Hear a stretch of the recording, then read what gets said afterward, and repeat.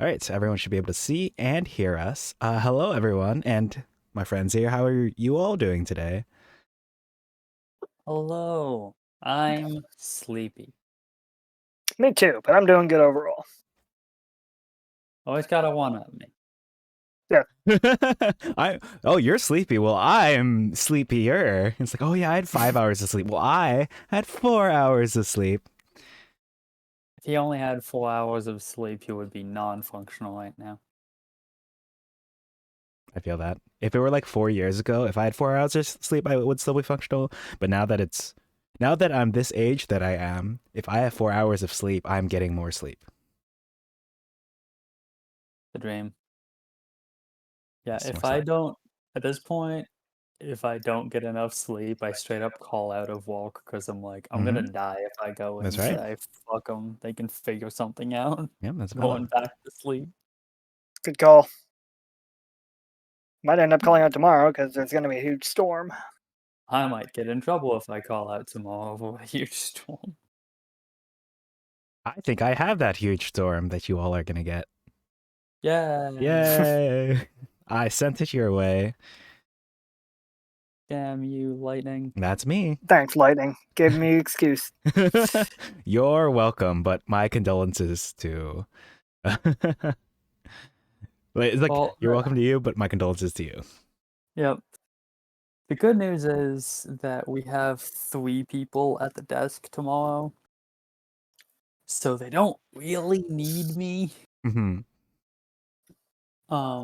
Especially if people spend the night at the hotel today. I super am not needed in that case. Mhm.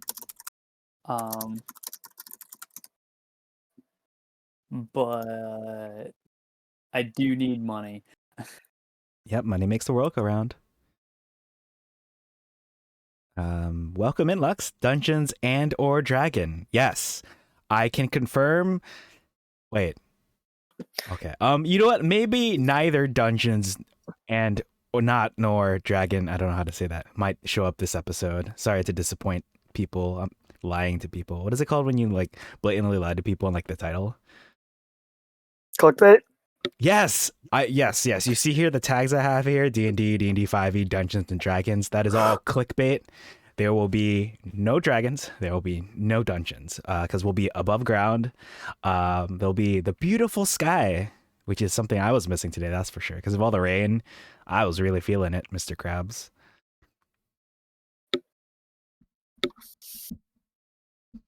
So speaking of the sky, would anyone like to recap what happened last time on Journeys Through the Radiant Citadel? No. That's valid. We escorted an NPC whose name I forget to this village. Kusa Zangun. Yeah, that. Yeah, the lady who gives you free food. I haven't gotten any free food from her. Okay, that's valid. Yes, you have. I have? Okay. I've mainly eaten at the noodle lady. Tianmo. Mm-hmm. But while we're here, we got attacked by villagers who appear to be under some sort of possession or control magic, but we beat them down. Now we're going to go on a journey to a place I don't remember. It was we were going to a place some lady's goddaughter works at some farm, and we were gonna go check out that farm, but that farm is itself like part of a complex of other farms or something. That's right. And we're taking 2 NPCs with us. That's also I right. think. Yes. Yeah. Specifically Lady Dre and Tungsten Ward, who also goes by Proclaimer, being a title, Proclaimer Ward. And who also goes by they, them. That's what I thought you were going to say. Well, you are correct. The first half of your statement is correct. So I'll go ahead and take us to the map. Here we are. And I'm going to go ahead and resume music. And while I'm pulling up music, if anyone has any last words before we get started, feel free to do so.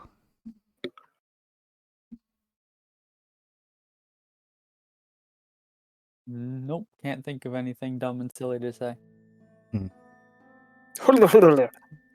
That's the thing about things that are dumb and silly to say. You don't have to think about it, theoretically, optimally. All right, so additional recap. Lady Dre has provided the use of her horses and comfortable wagon, as I've been instructed to say. Okay, I haven't been instructed to say, but as it says here in the book, well, technically it says if the characters are reluctant to allow Lady Dre to accompany them, she tries to win them over by offering the use of her horses and a comfortable wagon.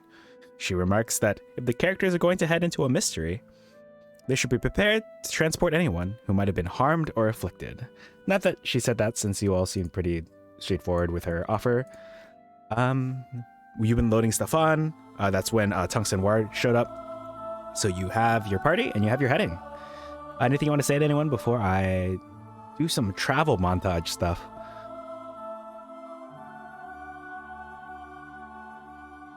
Can I just get a specific reminder? It was this lady's goddaughter who we're going to look for. Yes, that's correct. What's this lady's name? Her goddaughter is named Kiana, Kianna. Mm-hmm. And what's that lady's name? This one here? This one here. Oh, this is Aunt Deli. Dellie. Okay. Cool. And of course, Kusa Zungun staying behind to keep everyone well fed and happy. Woohoo. Okay, well, the wagon is being loaded up. Lady Dre is up front, and Tungsten Ward is sitting in the back in case any of the three of you have specific seating arrangements you want to be in.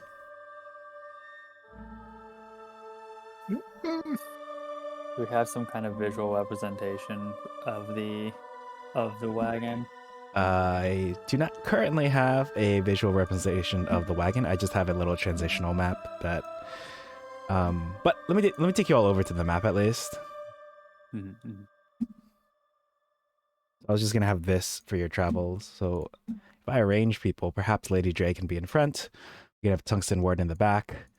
I can start drawing a little cursory, kind of like what we did with the coffin on Wednesday when we were playing Dungeon of the Mad Mage. Let's see, what's a nice color for a wagon?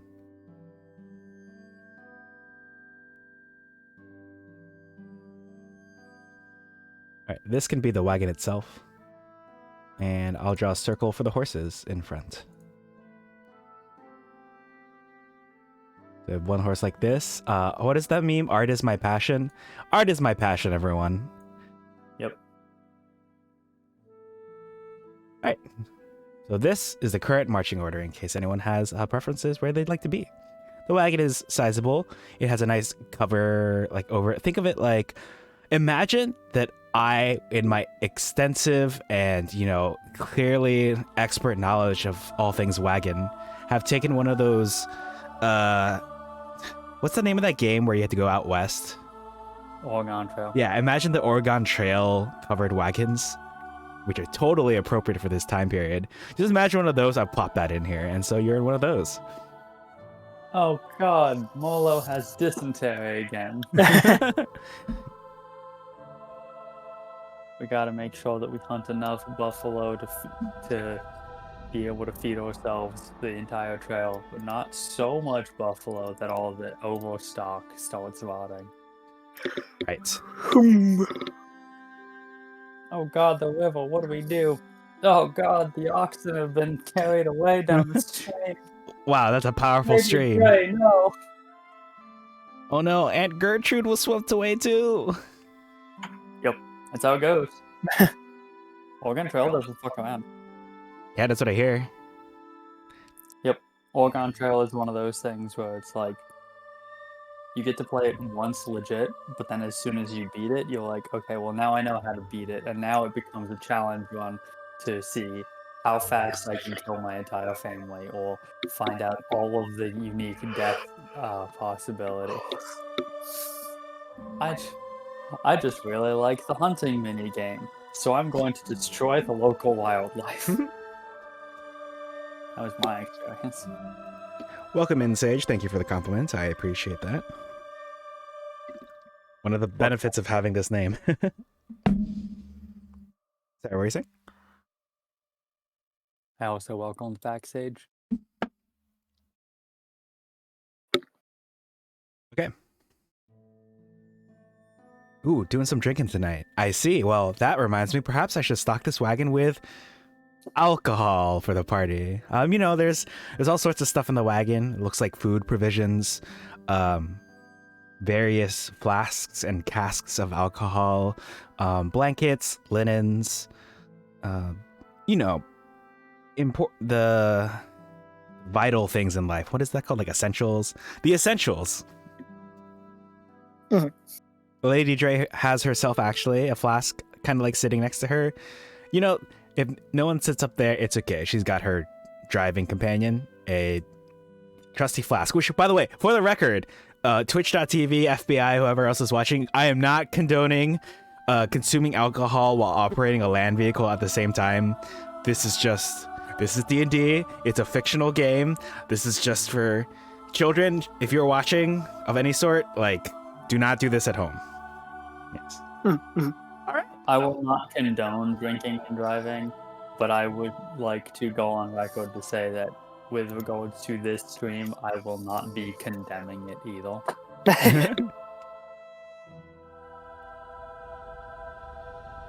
Right.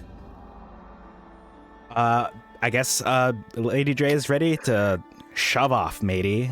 That's what you say in the Wild West, right? Shove off, matey. Sure. Yep. Yes. Definitely the appropriate map for that line. All right. Then I shall go ahead and have you all shove off. And this journey from Promise leads north through the Ribbon. The Ribbon is basically the name of the land that you're traveling through. And you can see that clustered farmhouses dot the dark red ground between stands of scattered woods. Eventually, over time, the road does dwindle to a track. Before leading up to, and also as you come to the part of the land where the road dwindles to a track, you'll actually hear Proclaimer Ward sing a song that sounds familiar. And the reason why it sounds familiar is it's the exact song that the locals of the town of Promise were singing when you first entered. Ah, Nifty. I'm going to go ahead and update the party location.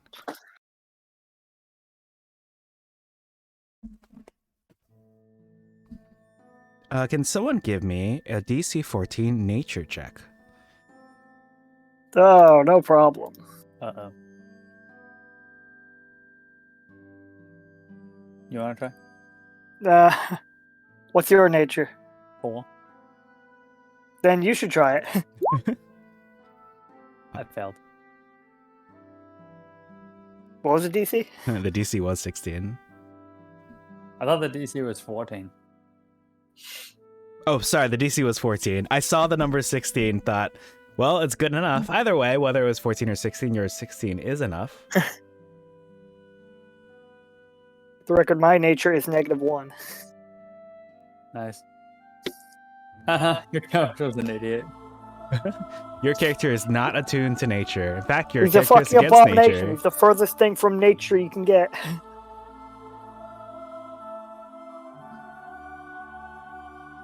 I just find it entertaining. Like, this is the highest intelligence character I've pretty much ever played because intelligence is just like the most Not very useful. hilariously neglected. Exactly. stat. Like, only one class uses intelligence, right? As far as I can tell, like, primarily. Or is it artificers now, too? Artificers too. Yeah. Okay. And then Artificers some and subclasses. wizards. Yeah. Artificers and wizards use it as their primary stat. The Eldritch Knight for the fighter uses intelligence Right. for casting spells, because fuck you, fighter. As does the The arcane trickster rogue. Yes, true. I Sage, always forget about that because I don't play rogues yet or at all, probably. yet, really. Okay. So Sage, I do like your dog. So Sage here has a dog, and he posted a picture of her in a Discord that we both share, where she's wearing safety glasses.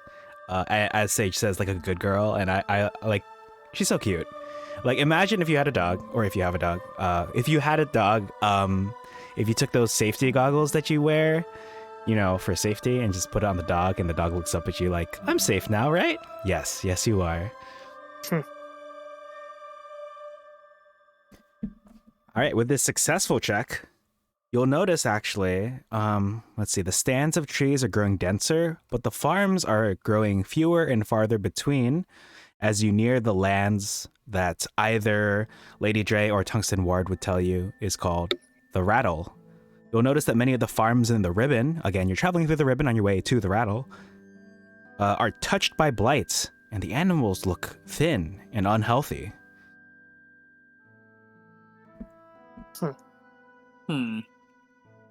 Not a great sign. Lady Dre will pipe up and say, "Yes, that's why I've taken a shine to the farms in the Rattle itself. See, the agriculture in this region has been deteriorating for years. It's forced a lot of the locals to farm the Rattle, despite the dangers that it presents. And of course, it's forced budding young entrepreneurs such as myself to also make their way over to the Rattle in order to make a living."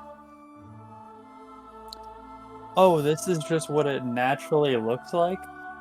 That's messed up. Well, back when I was a wee lass, it definitely didn't look this bad.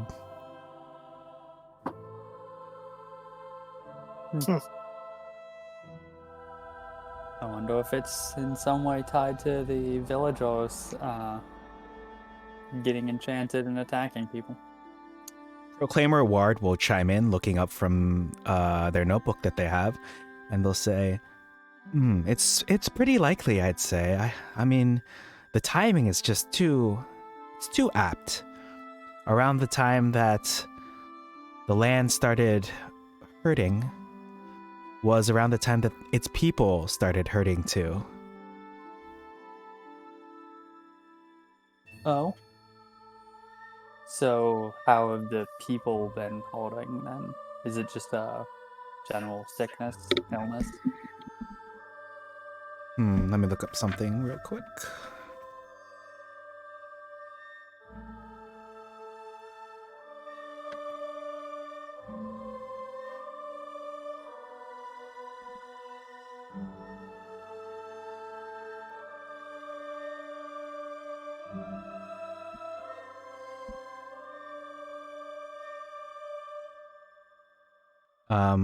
They'll reply with, yes, it seems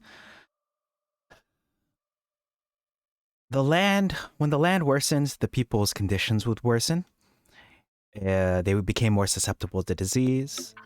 At first, it wasn't anything out of the ordinary, but now that the Ribbon has really taken a turn for the worse, and pretty much everyone works and toils over the Rattle, that's when strange occurrences have been happening. The farmers that attacked the town of Promise, just people being strange. It's the kind of thing that's been happening much more often, very recently. I knew that I had to act. I knew I had to figure out what was going on.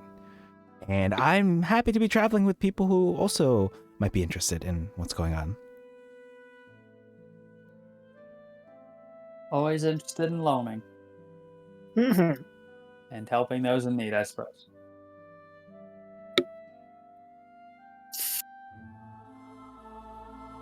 It's a nice secondary benefit. A nice secondary, sorry, what was that? Benefit. Benefit, yes. So Proclaimer Ward goes back to their work, humming a tune. It sounds like they are actually humming part of a tune, writing a few things down, humming the tune again with the end adjusted a little bit.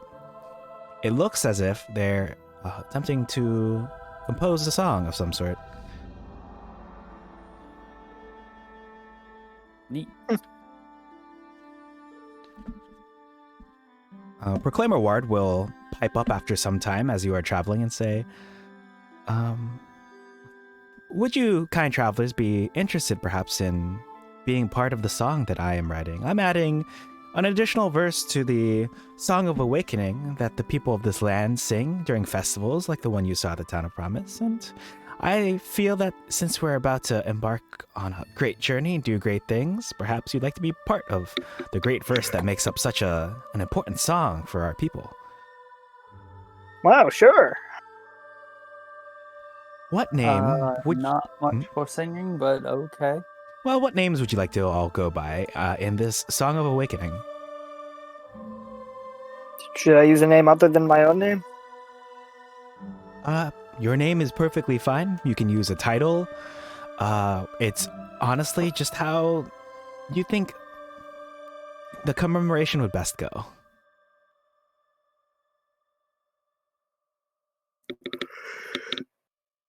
Marlowe the Lucky. Marlowe the Lucky. Believe in luck, do you? People say I'm lucky or unlucky, but lucky sounds better for a song, I guess. All right, and what about you? Zucchini the Stupendous. Just posting this again for the class. Zucchini the Stupendous. All right. And I assume Squeak's around. Yep. All right. Proclaimer Ward will levy the same question to Squeak. Squeakers the Mighty. Squeakers the Mighty. All right. You'll see that Tungsten Ward will jot these things down. And they'll say, excellent. Thank you for obliging. I've got your names scribbled down, and based on what we see, I'll figure out how best to work you into the song. Great. Fun.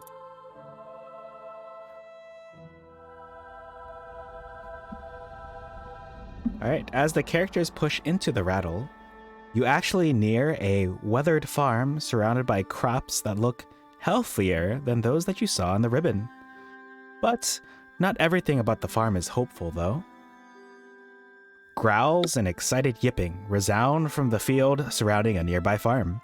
The source isn't clear, but from the motion of the tall crops, something moves swiftly through the fields, parallel to the road. If anyone would like to take a closer look, I'll need a DC 12 Wisdom Perception check.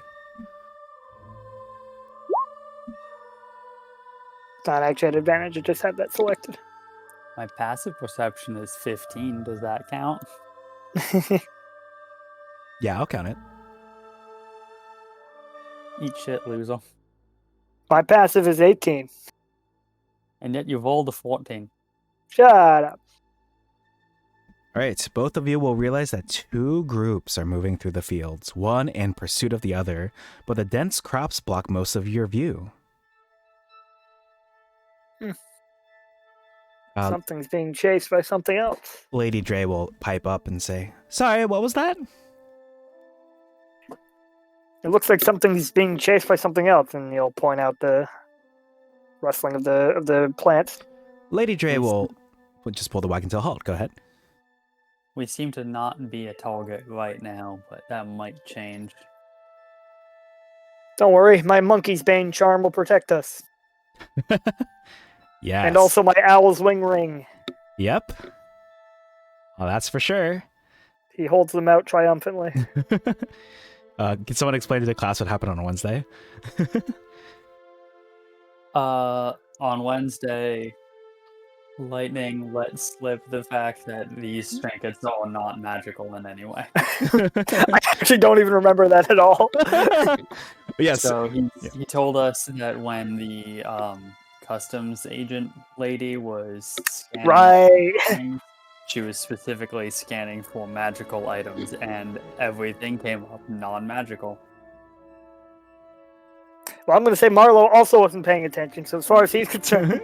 I mean, that's fair. Marlo literally wasn't present, as Waterdeep is on a completely different plane of existence. Yep. All right. Lady Dre will kind of look over her shoulder and say, "What did you all want to do? Do you want us to keep going, or did you want to figure out what's going on?" I'm a little curious. You think it's wise to stop here to investigate?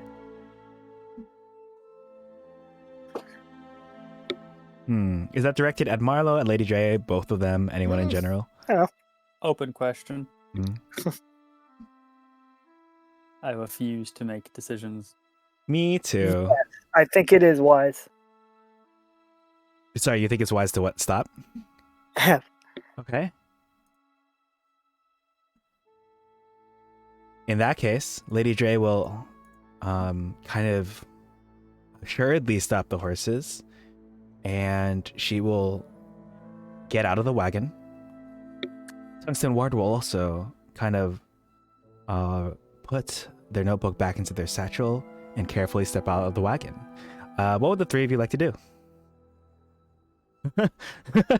Take the horses and drive off. An idea that just came to mind. Free horses. Probably a better reward than what we were going to get anyway. Damn. Okay. Pretty sure two horses in a wagon is worth more than 100 gold. Probably. We're not playing the characters that would steal this stuff anymore. Nope. Unfortunate.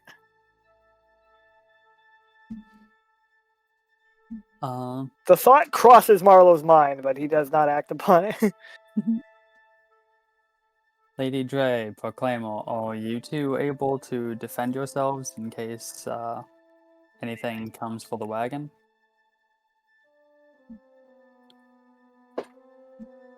Lady Dre will say, "Oh, you best believe I can handle myself."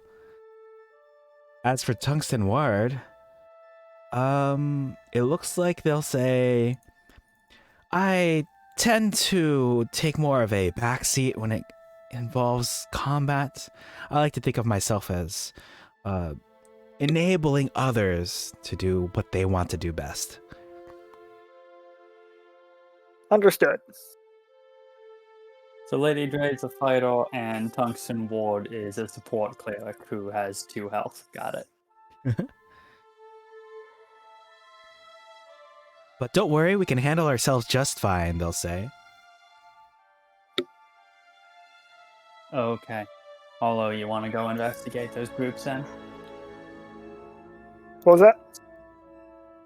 Said Molo, you want to go investigate those groups then? Yep.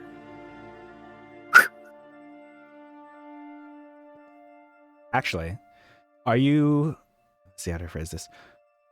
Would you three prefer that they stay with the wagon? Would you like to take any of them with you? All of them with you? No, right. I don't know. What do you want? I was expecting them to just stick around at the wagon.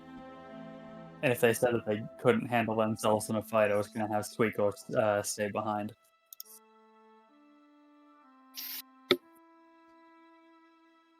Yeah, I mean, the three of us should be fine. Okay. Then I'll go ahead and take you out to the next map. Okie doke.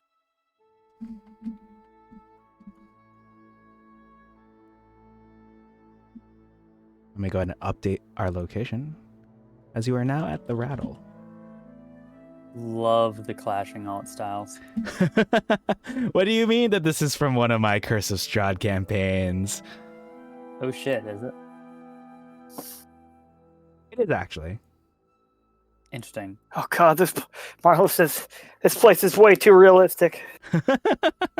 Marlo is completely blinded by the stark change in design.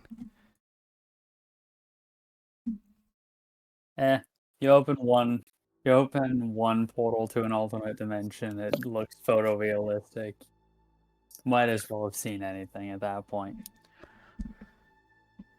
All right, you've entered the fields. You find your visibility is technically reduced to 10 feet. I know that you technically have full vision of the map.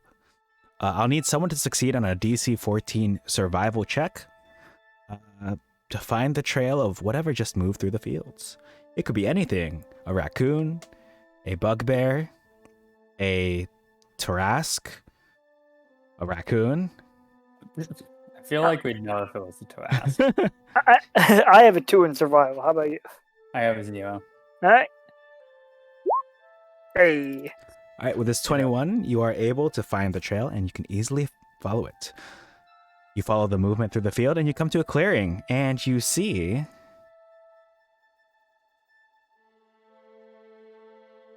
a farmer fleeing what appear to be 3 horse-sized coyotes. And it's at this point that I'm going to ask you all to roll for initiative. See, the farmer is bullying the wolves.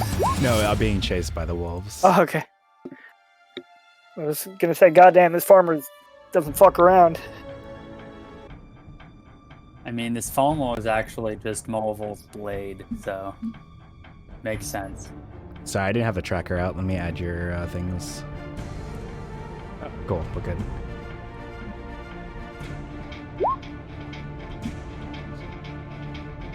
Okay, well, this music is awesome. Oh, thank you. Well, it's supposed to be the initiative music, but I guess I could keep it for the actual battle. I like the idea of initiative music. Me too, but at the same time, it's like it's music that will theoretically be playing for like 10 seconds.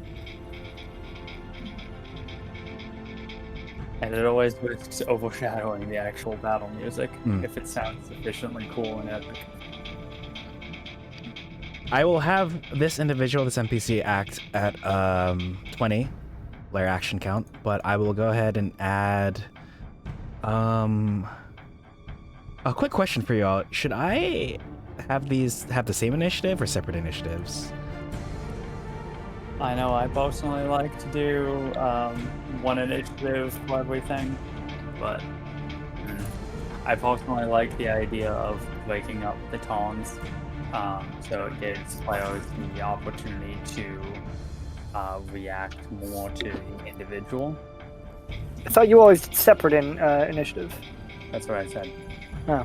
Oh, you said one the first time, so I thought you meant one. Okay, I see. No, I said one for each. One for each, got it. Okay. Suspicious. That's what I like to do, personally. I know that not every DM likes to do it like that. All right. For this particular situation, I'll do it that way. We have a 21, a 3, and a 13.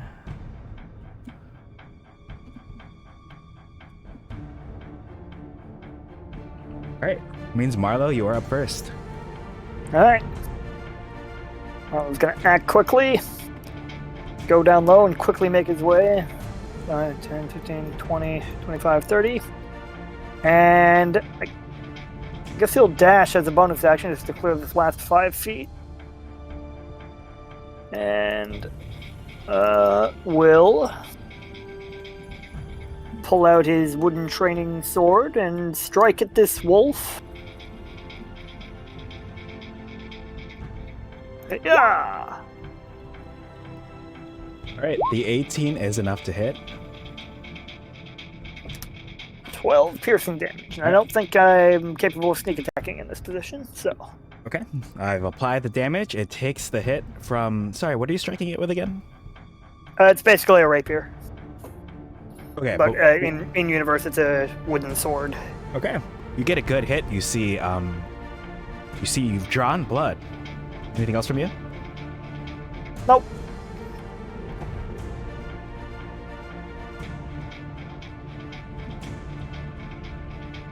Alright, next up we have the coyote that is up here. Seeing that a new challenger has joined the fray, it will go...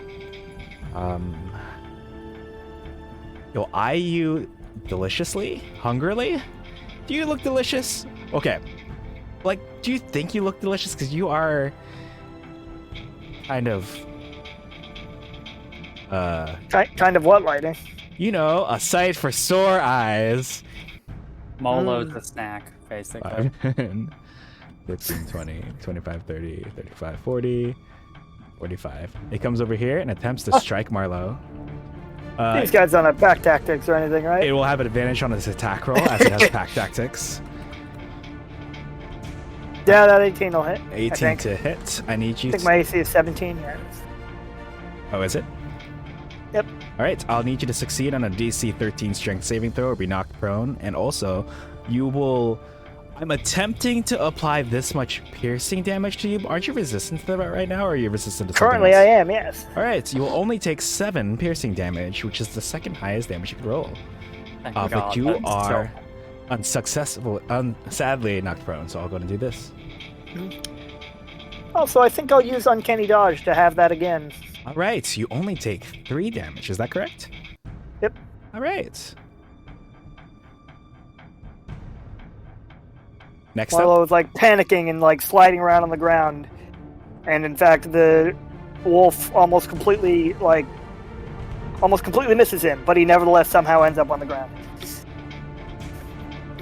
All right, now that you are on the ground,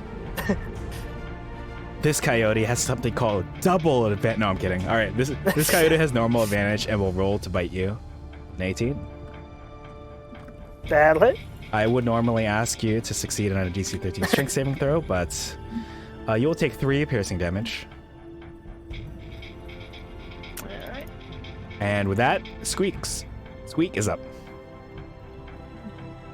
Is our vision still limited to 10 feet? I think your vision is fine now, since you've entered a clearing. The map isn't perfect, but you should be able to see now. Basically, if you try to look behind you at the wagon, perhaps you don't see the wagon. Well, okay, you probably see the tops of the wagons over the plants. I don't know. Gotcha. But you can definitely see everything happening in this combat.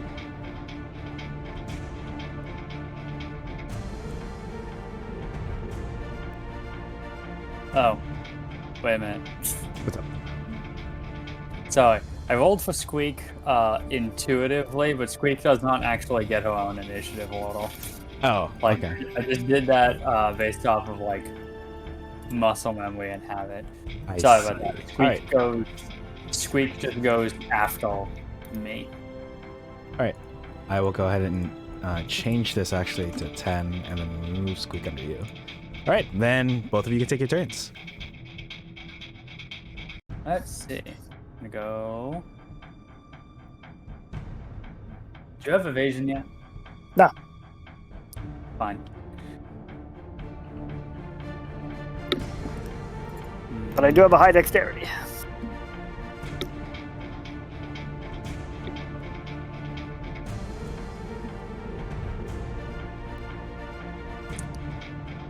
I don't want to be too precious with these, so I am going to cast Flaming Spear. Ooh. So I'm going to place it right there. Let me just draw that out real quick. Oh, I believe I have a token for you. Let me, you're okay with this. Amazing. I can't control that one, but Let me, grant you control.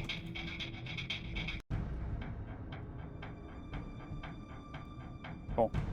Okay. So, Stucci will pull out his wand, and in the palm of his hand, he'll like spin the he'll like twirl the tip of the wand around a little bit, as if forming a ball, which turns into a little mote of fire. He theatrically tosses the file into the little file mote into the general direction of the coyotes and says, "Flaming Steel!" and lands right there. And I'm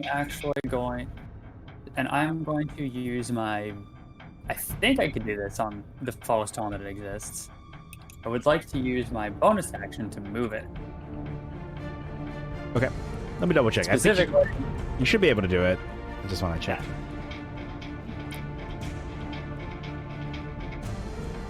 Okay. All right, so specifically, sorry, which direction were you moving it? I am specifically just moving it downhill, and then it's just going to crash into that coyote, forcing it to immediately make a DC 15 dex save. All right, let's see how it does. It fails your dex save. Congratulations. So I guess it takes that 5 fire damage because it rolled so poorly earlier. Okay. Gone ahead and applied it.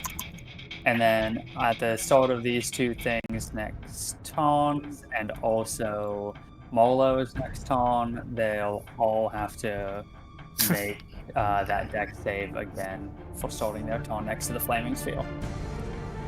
Okay. Good This to know. one is and I can still move Squeak into just dodges, right? If I don't have the bonus action left with Commander.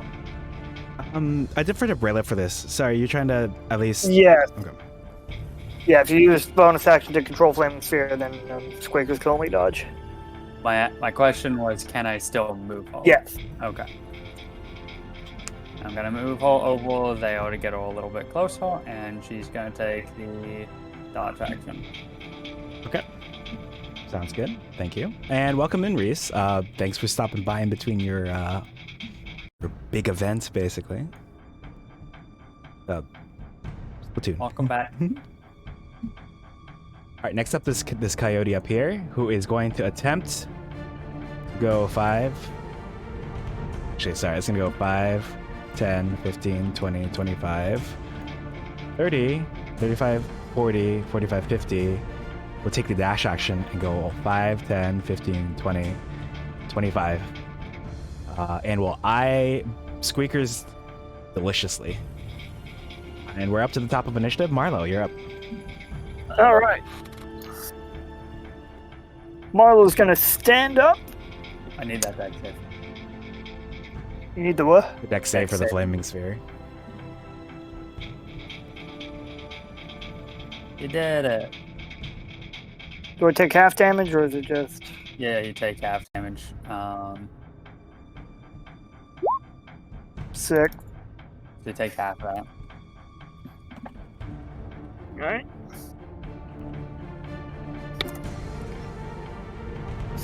Marlo is slightly singed and just kind of like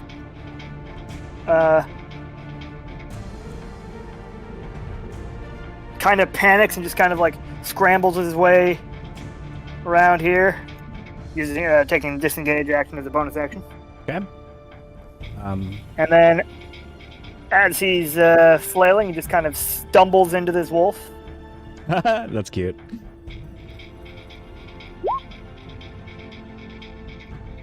All right, the 24 will hit. Since you seem to be rolling it. Sorry, does squeaks count for flanking? I believe so. We've Okay. established that for other pets. And if not, I would have stood here anyway. Sorry, I don't think of Squeak as your pet, so because of the fact that Squeak has a soul and is sentient, and like to me, I completely forgot that. I guess. I think, technically speaking, she does not count as having a soul. Damn. She is, All right, she is sentient, a construct. no soul. That's it. Regardless, if you would consider a pet capable of flanking, I would like to assume that a magic capable sapient being would count for flanking. Okay. So is this 17 total damage? Yes. Okay. I've applied it. The coyote turns back at you and snaps ravenously. Anything else from you? Nope, that'll be it for me. All right. This coyote up here is next and is going to move 5, 10, 15, 20. Need the dex save from it first. Okay. 6. All right. Takes 8 fire damage. All right, it's starting to look a little rough. It will singed on an entire side of its body. It will snap at Marlo. As it has an ally within 5 feet, it will go ahead and roll this at advantage. 24 to hit. Yep. I'll need the DC 13 strength saving throw, and you will take 6 piercing damage. All right. I'll have that. That was a pretty good roll. It was a pretty good roll. That's the 3rd highest damage you could deal, I believe. Next up is the coyote over here, which will make a dex saving throw to avoid getting further singed by this flaming sphere. Makes it 12, which I believe fails. Yep. Has another 8 fire damage to that one too. Right. It looks hip and healthy. It will go 5, 10, 15, 20. Surrounding Marlowe, and it will roll to strike you. Welcome back, Fulkun. Thanks for stopping by. We're just doing some D&D tonight, as it's Friday. 16. Misses. Ah, it misses. Nice. All right, the coyote is done. I forgot to have the farmer over here take his turn. He's going to try to scramble and hide between the plant life in this field over here. Pulling the flaming sphere with the palmer. Sushi and Squeak, you're up. All right.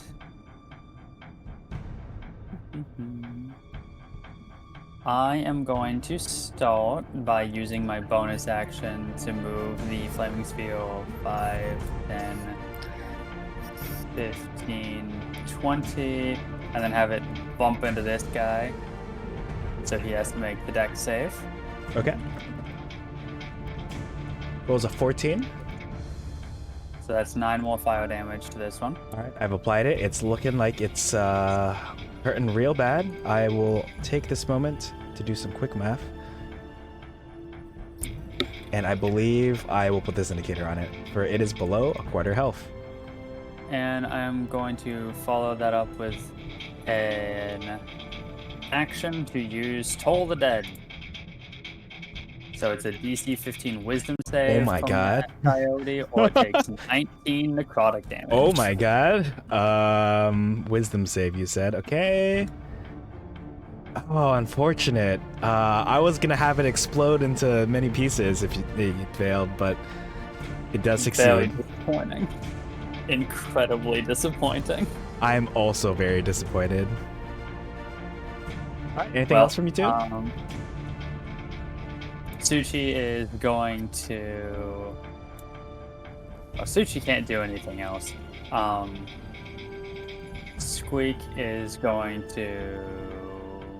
I guess stay where she is and maintain the dodge action, just so that if nothing else, when Marlowe stands up, he can at least flank. Okay, sounds good. The coyote over here actually sensing the movements from this delicious looking mouse over here. Sorry, what's the height on Squeak again?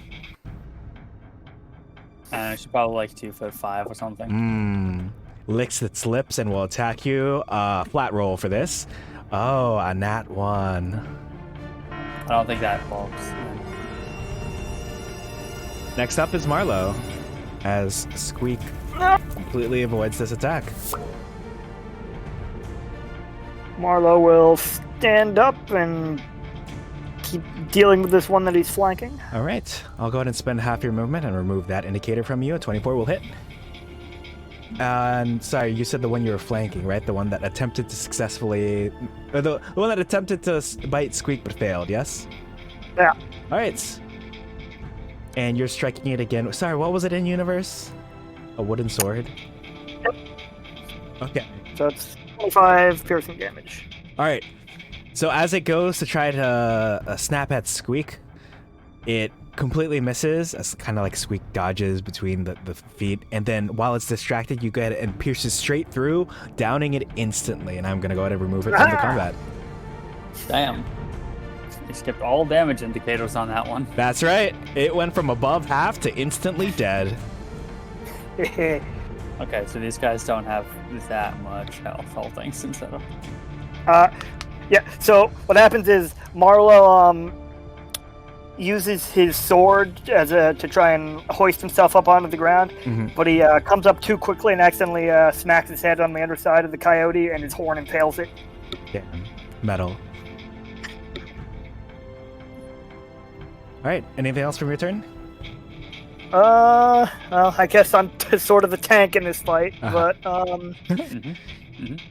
I'll stay put for now. All right. While I get these coyotes' turns ready, Fulkun wants to ask actually. Yeah, feel free to ask what the class and race of our amazing player characters are. If anyone wants to chime in real quick. Marlowe, mechanically, his race is the custom lineage from Tasha's Cauldron of Everything. In universe, he's just a weird mutant guy who he has a special ability where every rest I roll on a damage table, and that's what damage type his unarmed strike deals. And he also gets resistance to that damage type, which is really convenient because he has resistance to piercing damage now, which is what these wolves deal. Damn, I should have replaced their mouths with bludgeoning damage or something. Give them false teeth. And his class is Rogue, and his subclass is the Lucky Fool, a homebrew race made by Zach Morrison in a homebrew compilation called the Dungeon Dozen 2, I think it is. Okay. Wait, no, this is Lyrics Ledger. Okay. Yeah. It's hold on, let me look up the people made this. But basically, it's a subclass that centers around being like a bumbling rogue who nevertheless like accomplishes things. I get things like I can sneak attack on disadvantage as well as on advantage, and if I miss a creature without dealing damage to it, then it has disadvantage on its next attack roll and things like that. Let me just make sure. I've pulled it up and I posted it in chat. Yeah, it's made by Tim Ashley Jenkins and Zach Morrison. Highly recommended. It's super cool. And my character is Suchi. He is a drow elf, and his class is Wizard. Mechanically, he is also custom lineage because while drow are cool, their features aren't great. So it's just better to go custom lineage because I got a feat out of it. Yeah. So his class is a wizard, and his subclass is the Stage Magician, which is another class also from Lyrics of Ledger. Lyrics Ledger of Legends, rather. The primary feature of being a Stage Magician is you get Prestidigitation as a cantrip for free. You can you gain training in the performance skill, and you can apply your intelligence modifier to performance checks. But the main mechanical feature is actually your level 2 feature, Magician's Assistant, where you get a magical construct that acts essentially as a ranged combat pet. And that is what the little mouse skull is on the map. That is Squeakos the Third, Suchi's assistant and partner in crime and combat, and also his accountant because he is not good with money.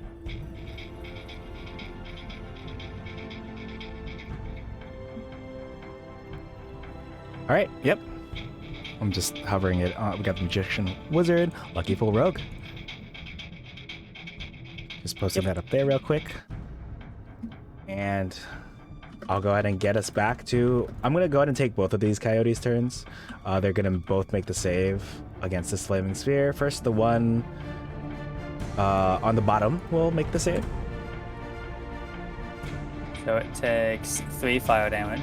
Okay, I'll go ahead and apply that. And the one on the top is also going to make the save. So that one takes 1 fire damage. All right, I've applied that. The one on the bottom is going to bite Marlowe. And because of pack tactics, it will roll this at advantage. A 22 to hit. Yeah. Go ahead and give me that DC 13 strength saving throw. I don't wanna. Hey. Right. You are not knocked prone, but you will take 6 piercing damage. I'll have that. All right, the one up top is going to attack next at advantage. Misses. I am that hits. very happy to Fulcrum, go. what was that you were just saying about us being squishy? And I just used my reaction to save myself 3 damage. Oh boy. Sucks. Alright, lay it on me. All right. I now present live the damage from this crit. But halved because you are thankfully resistant to piercing. All right. Instead of 21, it is 10 piercing damage to you. Oh, I'm sorry. I forgot to put the indicator. All right. So for the class, I indicate below half health is an orange dot, below a quarter health is a red dot, and if you have 1 health, I put a skull on you. Oh, I didn't know the skull. The skull's new. Cool. Yeah, it's not something I do very often because it's not super common that people are left at exactly 1 health, particularly player characters. But yeah, take it away. Oh, it's my turn? Okay.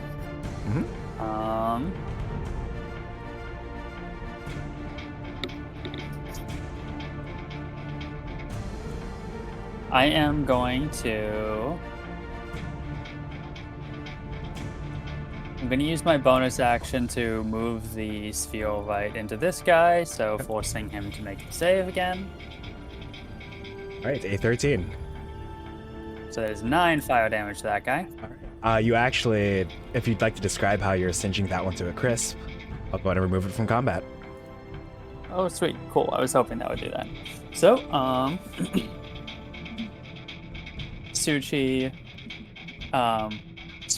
just flicks his wand over to the flaming ball of fire and then flicks it in the direction of the coyote. The giant ball crashes into the coyote and it just sets a large patch of its fur on fire. The coyote, in its panic and pain, accidentally just kind of spreads the fire all throughout its fallen body, Love it. hooking itself well done. And so that's my bonus action. As my regular action, I am going to toll the dead on the last one. All right, that's my... 12 damage this time, unfortunately. Go ahead and make that wisdom save. It is a 10, it fails. I'll go ahead and apply the 12 damage. It is Suchi reaches into his hat, pulls out a little bell with a skull on it, and whispers, "Toll the dead," Ooh. and flicks the bell. I love that.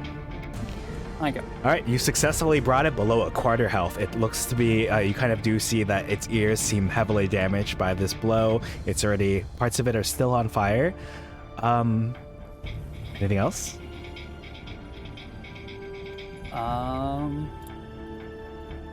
Squeak is going to move 1, 2, 3, 4 right next to Molo and take the dodge action.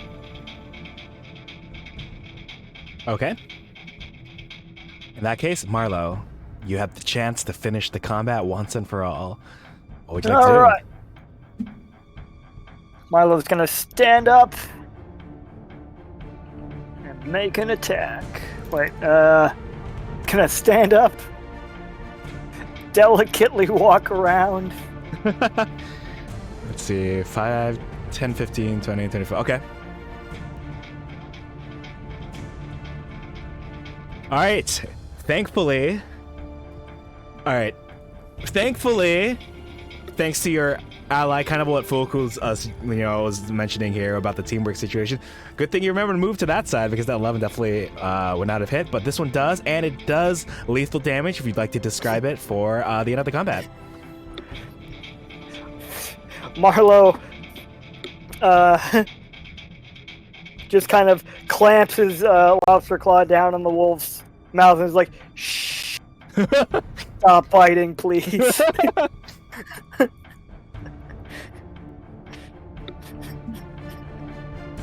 Amazing. All right. I declare you all victorious. We're going to remove turns. Yeah, Full Coon combat with just 2-player characters can get very touch and go. I ran a camp, so it's just the 3 of us running these games. So when I was running the last campaign, Ghost of Saltmarsh, it was just the 2 of them. One of them was a summon class of sorts, but like most of the combat was like a complete stomp because I had these guys slightly higher level than the actual content to make it a little bit less brutal. But anytime things went wrong, things went very, very wrong because they only had like 2 to 3 bodies to split the damage between. Not a great experience every time. Got so much use out of a shield, right? Solstice had shield. Yup. Yep. Molo, are you okay? You look pretty beat up.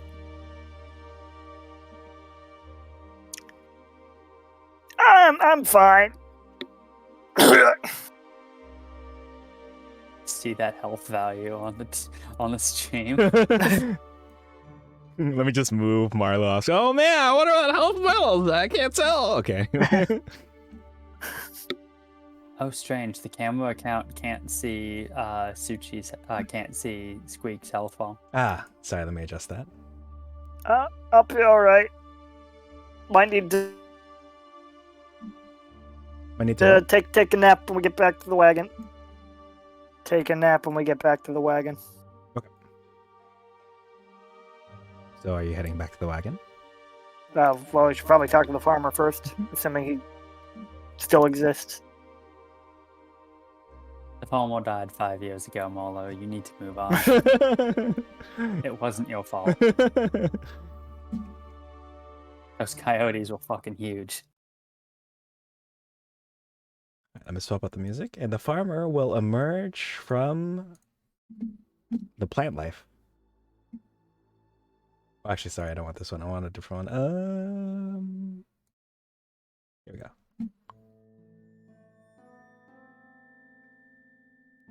All right, the farmer is bloodied, but he looks angrier at the animals than he was scared, despite taking so much damage. He'll say, "Oh, thank you all so much. That was quite a pickle I was in. I really appreciate it. My name is Uncle Polder. It's nice to meet you all. What are your names?" Marlo. I'm Suchi, and this is Squeak. Marlo, Suchi, Squeak. Excellent names. As you can imagine, I actually don't have art for you because... Oh, I'm sorry. Let me show you what his token actually looks like. All right, everyone, feast your eyes on the amazing, incredible, handsome Uncle Polder. So I have... Gratefully, Braylov has allowed me, technically, kind of, to... Anyway, that's why this person is here for this sprite. This is... You could probably tell this isn't fully 100% accurate. Like, I don't know if sunglasses have been invented in this world yet, but... well, here you go. Basically... Sorry, what was that? Said amazing. You see an older man with a stocky build and an easy smile. You'll see that he walks at an amble and speaks with a drawl, but... at least Suchi will notice that his mind seems to be constantly working, developing solutions to any problem he faces. He kind of like pulls his pants up and says, "Right, nice to meet you all, thank you. What brings you out this way anyway?" We are here in the rattle checking on a lady named Kiana. I think she walks on a farm around here, and we got distracted because we saw a couple groups of something like seemingly hunting each other down around this area. So we came over to investigate. That's when we found you. Oh, Kiana, you say? Oh, I know exactly who you're talking about. I met her. I know the farm she works at. It's part of another pact. But it's not far from here. You're pretty close actually. Would you mind bringing us to all? Or to the farm at least? Let me find out if he would be willing to. Oh, I've got to stick around here, but I can give you detailed directions to the farm that Kiana works at a few miles away. Yeah, that'll walk. Speaking of, before you head over that way, why don't you, did you travel here on foot? He kind of like looks down and to see if you all are weary from your trip. No, we have a wagon. A wagon? Oh, well, I imagine you've got some horses pulling it. Why don't you, water your horses and refresh yourselves at my nearby farm? And he kind of points over. You'll see that each farmhouse has a wood frame single-story building with a large porch bounded by trees. You'll see that there's many houses. There's like 7 farmhouses, and Uncle Polder points to one that seems to be the largest in this immediate area.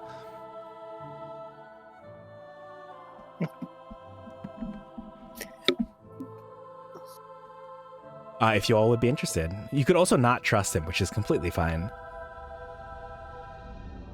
It's probably fine. It might be fun. Suchi will kind of like whisper to Molo and Squeak. This guy doesn't exactly seem untrustworthy, but he's also definitely someone who is always like making plans. Probably something of a schemer. I don't think that it's worth toning down the offer to water Lady Dre's horses, but I don't know. He's awfully eager to get us to his house, so he should be something wary about. You enter his house and instantly he's like, "So, I've been meaning to speak with you about your extended warranty." Okay, so we kill him. He's gonna try to sell us NFTs. They're Uncle Podler certified. Sorry, Polder. I'm thinking Podler from Mario and Luigi Superstar Saga. Or Paper Mario. I'm sorry, I'm mixing up. So I assume those coyotes were direwolves? Maybe. Yes, they were direwolves. That's why they had the pack tactics. That's why they knocked you down. Fulkun here has a theory that Uncle Polder doesn't have a token because he's just another wolf in disguise. Ooh, the plot thickens.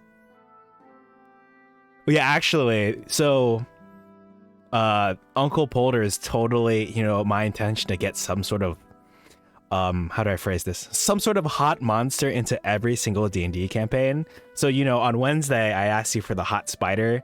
And then this time I'm like, oh yeah, I'm going to get ourselves a nice werewolf here. It's going to transform. Oh, correctly. You were one of the people that was very, very specifically calling for no hot spiders. Really? I thought I was with Reese voting for yes to the hot spiders. It was me and Gwalith and Reese for the hot spiders, and it was you and Cool Beesbro against hot spiders. Cool Beesbro sounds very, very confident about being able to successfully do a hot spider dude design, so we might get out of Grimville in the near future. Excellent. Fantastic. I'm a fan. Perhaps Dolce will have a new interest in the future. Okay, sorry. If consensually, of course. If Grimville doesn't want it, then that's fine too. All of my characters gay as fuck, man.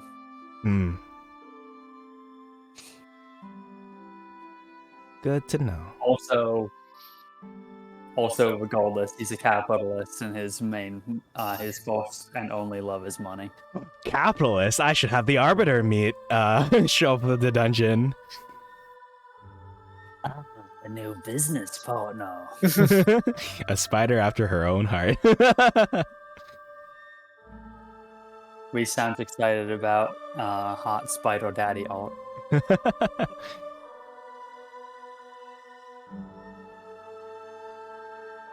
I was talking to Corby's bro yesterday actually about Andy's comments about Grimvol being Spider Daddy and husband material. That was a fun conversation. I bet. He's looking forward to that VOD. Oh, right, that was Wednesday. I'm sorry, I gotta get on that. Yes. All right. Would you all like to invite your traveling companions over so that they can also get inducted into this cult that Uncle Polder's totally gonna try to get you all into? Mm-hmm. Sure. He's gonna try to sell us his Scientology books.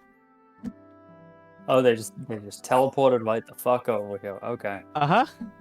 You know, for my convenience, they'll walk. They'll make their way out of the fields, so they're behind you, and they'll catch up. They just know. They just know that it's safe to come out, and also that they're wanted. Yes. Oh, Lady J will say, "Oh, we heard the commotion died down. So either you all were dead, or all the enemies were dead." And she looked over the coyotes, and she'll say, "See, I was right. They're alive." If you thought there was a chance that we were the ones that died, why would you come investigate?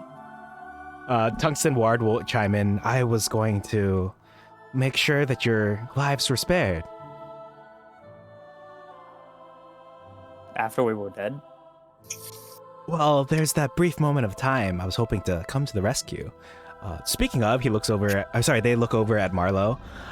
You seem to be in quite a bad way. Yep. I've been better. They'll say, But I've been worse too. they'll say, "Why don't you let me take a look at that?" Uncle Polder will say, "Ah, yes, hello, friends. Welcome to my farm. Your companions saved my life. They are wonderful people. You should bring your horses by. Have them take a drink. Rest up before you visit Kiana on her farm. I've got the directions right here." And Uncle Polder will pull out a map with the classic red X stamped in the middle, and we'll hand that over to a member of your party. Squeak, why don't you take that? I'm gonna forget it otherwise. Squeak will take the directions to Kiana's farm. Okay.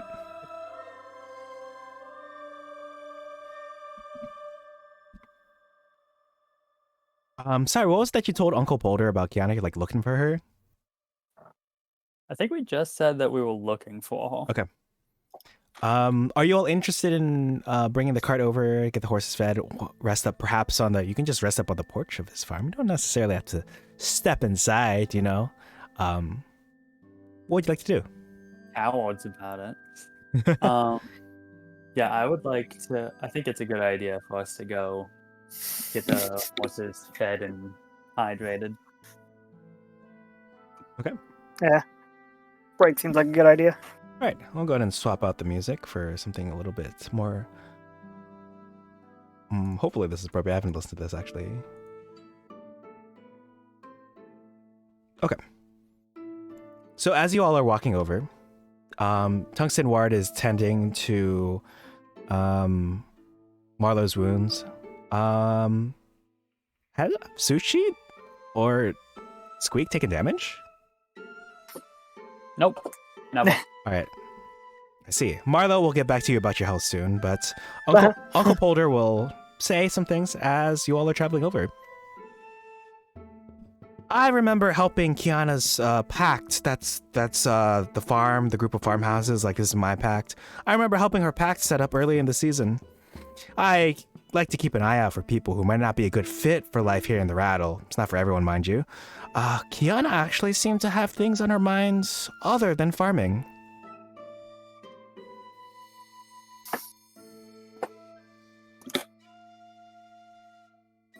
Oh, such as what? Well,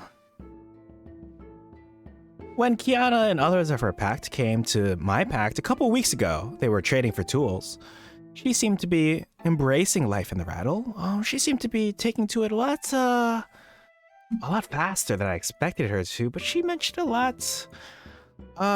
She mentioned something about she was so happy that someone named Cully was coming to join her soon. I guess she had another worker come in late to the farm. Do you happen to have the spelling of that? Yes, I will go ahead and type the spelling right here. Let me pretend to be Uncle Polder here in the chat. Cully. Thank you.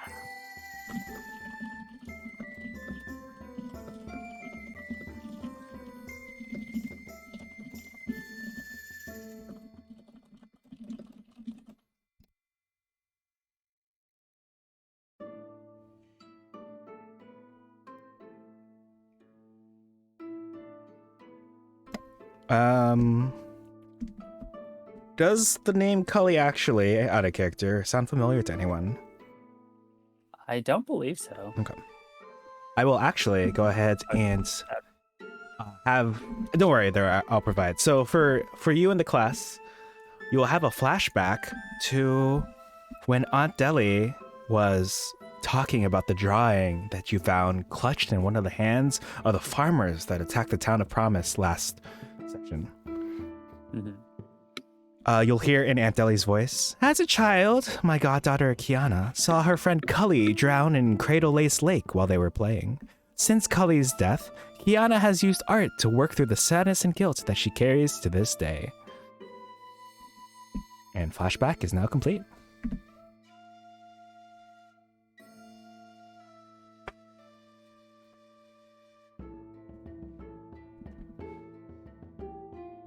Right, anything else you want to say before you arrive at the porch of Uncle Polder?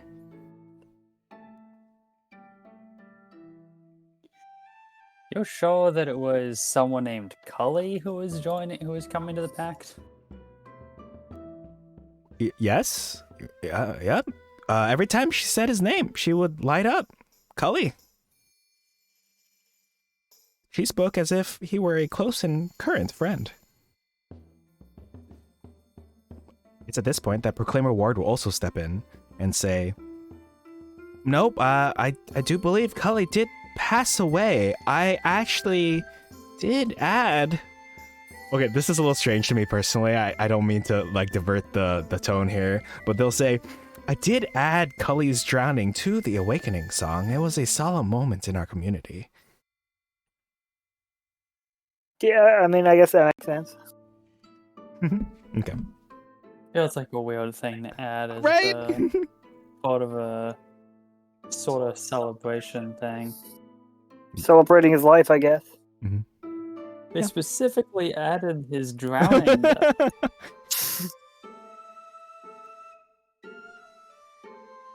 Oh, I didn't read this module, but Uncle Polder looks very confused. Same. Well, that definitely seems like something that bears investigation.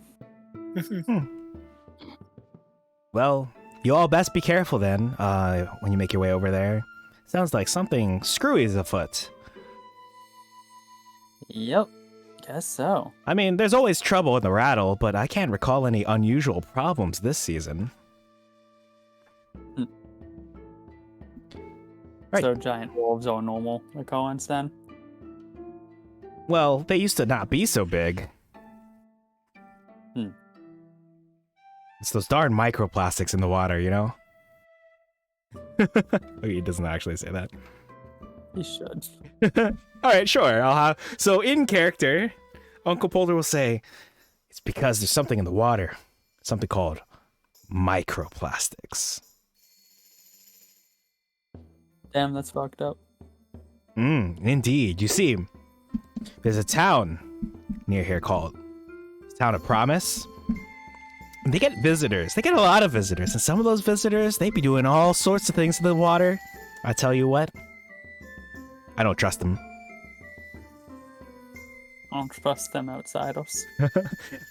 Actually, the Radiant Citadel makes it very convenient for me to actually legitimately introduce microplastics into any setting that I want now that I think about it. Yay. Trying to add the new tag to the stream, microplastics. All right, you've arrived at Uncle Boulder's porch. You'll see a nice trough of fresh water. You'll see a nice porch with actually, it's kind of creepy. There's exactly as many seats as there are people, with a good number of seats like rocking chairs, benches. And if you all would like, you may take a short rest. You don't have to spend hit dice. I will, thanks to a combination of the short rest and Tungsten Ward's healing abilities, Marlo is healed to full. Hey. Nice. I'll go ahead and remove this below quarter health indicator from you. And if anyone gets anything back on a short rest, feel free to redeem that. I don't think I get anything back on a short rest at all. Okay.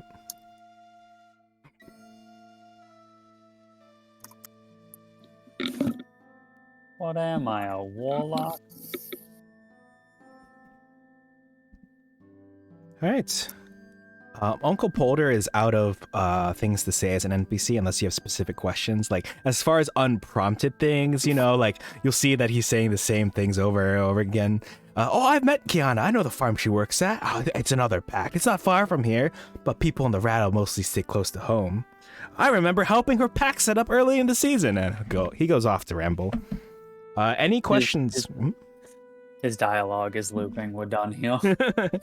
Any questions you have for Proclaimer Ward, Lady Dre, or Uncle Boulder? Proclaimer Ward, you said that you know of Cully's drowning. So, does that mean that both you and Cully are originally from the town of Promise? What a good question. Let me take a Or at look. the very least, from the same place in general. That is a good question. I am not ready to say that they're from the same place. I'm going to say that Tungsten Ward will reply that they're a wanderer and they go through many of the towns that are in this area. I think I'm going to say this is a pretty small knit community in general. News travels fast. A lot of people know each other. You ask good questions, but I don't think the module has anything to imply that they perhaps were childhood friends, or specifically that they're from the same hometown or anything like that. Gotcha. Proclaimer Ward just likes to know the goings ins and out throughout the area. I'd like to think, based on the fact that they are a proclaimer, this is just a theory on my part. Perhaps there are multiple proclaimers. Whereas, it's like a group effort to make a song. Again, it's not a solid thing, but it's just me thinking out loud. All right, any further questions for Tungsten or for Lady Dre? I can't think of anything. How about you? I think I'm good. Okay. Does anyone need a break right now? I could go to I need to go to the bathroom, actually. All right. In that case, I will also be right back. We'll be right back, and we will shove off after this.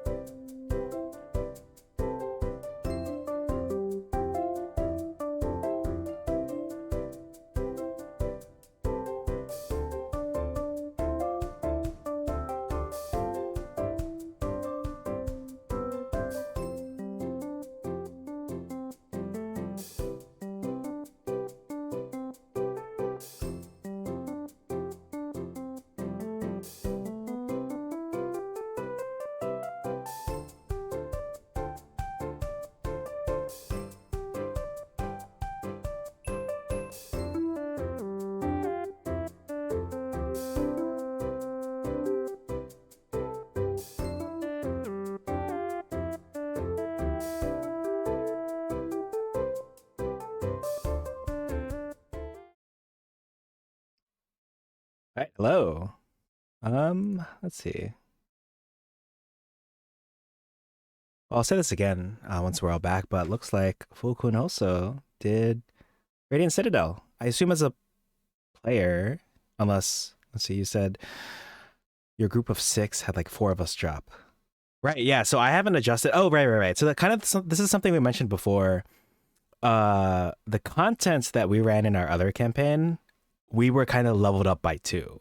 So because there were only 2 of us, we kind of felt like the sweet spot was like for level 7 content, we would be level 9. So that's why for these people, let's see, because what level are you all right now? Actually, you offhand, 1, 2, 3. Us for 5. You're 5. Okay, so I think this is supposed to be for level 3. Right. Because as Fulkun might remember, the first when you go to the night market, the Ginseng night market, you start at level 1, you hit 2, and then you hit 3 when you finish it.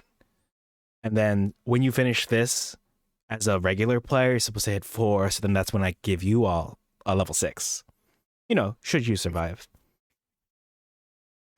I haven't been able to read super far ahead, but I also agree that I do like how each place feels unique. There's a good amount of diversity. It kind of feels like, you know, especially in this day and age when we don't get to travel as much technically because of whatever restrictions are out there. It kind of feels like you're going through, well, you know, I like Doctor Who, and it kind of like feels like we're traveling to different places. So like first we went to D&D Thailand.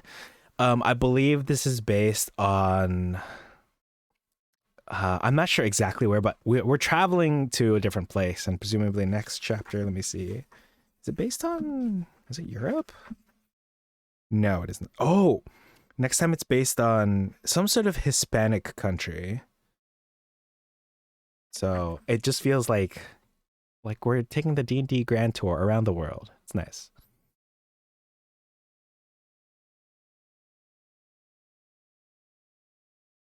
Yeah, this field, I thought I had it in place basically, but you should see the last field that I had.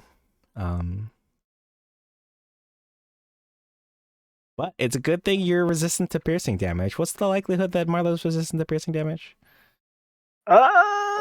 It's one of the common ones. Did I pin it? I should probably pin it if it's not pinned. Yeah, I pinned it. Mm-hmm. Talking about what day of the week it is. Welcome back. Okay. There is a 10% chance it rolls piercing, and then there's also the various ones that let one of us pick one. Mm-hmm. Right. I was saying how apt it was, how convenient it was that Marlowe got to roll into piercing. And I mean, you had the dire wolves against y'all, the coyotes. But yeah, welcome back. Fulkun was talking about, so apparently was a player in the Radiant Citadel and enjoyed how it felt like Wizards of the Coast made each place feel unique, and like the missions didn't just blend together. And I was talking about how it felt cool to take you all to like D&D Thailand, and now you're here, and then a little bit of a hint for the next location. Like it sounds like you're all taking like the grand tour of the world, but in D&D. So it's been pretty nice.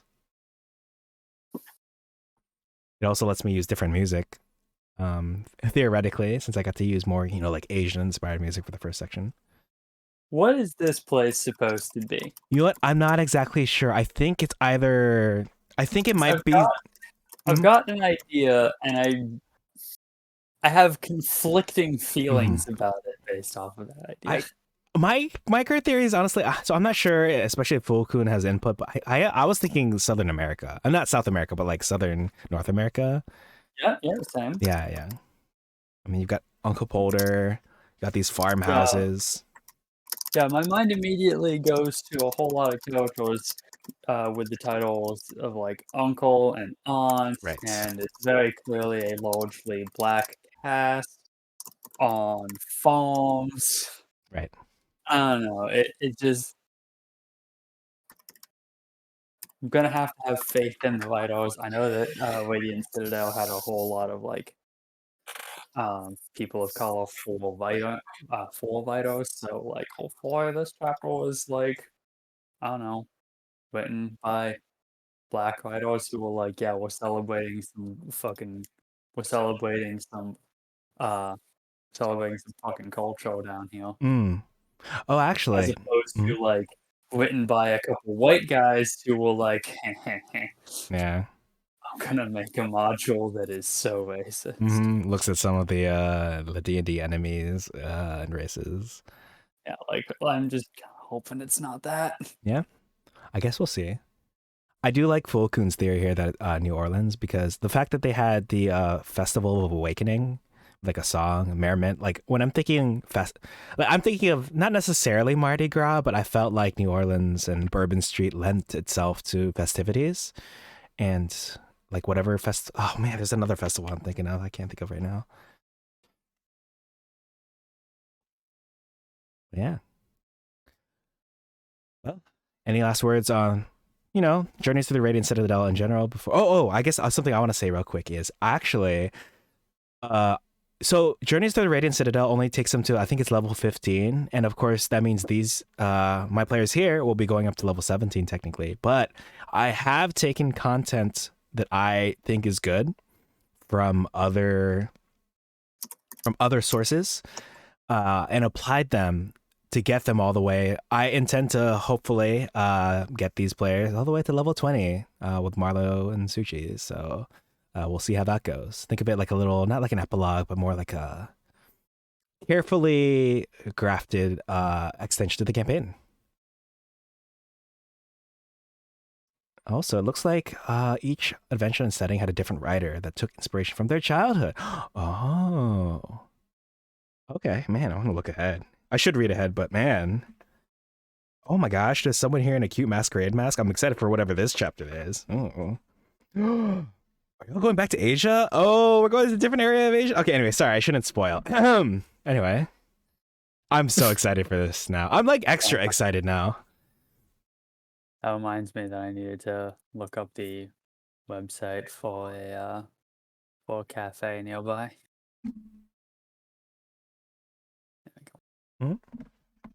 There's I tried to look it up earlier and it didn't work.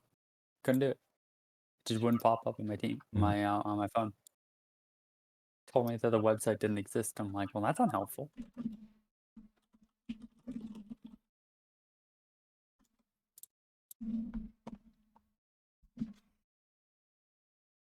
All right. Question Yes. though. So the current scene that we're in, are we still just at Uncle Aldo's house, Right. listening to his dialogue loop automatically? Yes, you're currently at the porch of his farmhouse. Okay, You'll so see like 6 other ones. Yeah, we haven't done anything new then. Got it. Are you all ready to show off, or do you need a little bit longer? Pull up the website and everything. Oh, I didn't have anything to show off. I'm just looking this up because I wanted to go to this restaurant. Okay. I want to know beforehand. All right. Your comment it's a Vietnamese and Chinese restaurant, so your comment about like going back to Asia. Yeah. Just reminded me of that. My mind just kind of immediately went to like street food that I want, but I'm forever denied. Oh, right. It also reminds me that one of the NPCs at the Radiant Citadel is also D&D Filipino, which I'm excited about whenever that happens. Yeah. All right. Then anything else from y'all before you all shove off? I think I'm good. All right. Then Uncle Polder will wave you all away. Lady Dre, back at the wheel, back at the helm, back at it again.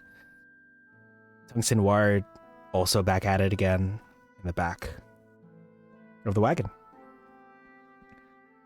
You've traveled about, let's see. The characters continue on their journey. You'll notice the environment changes around you yet again after only another hour of travel.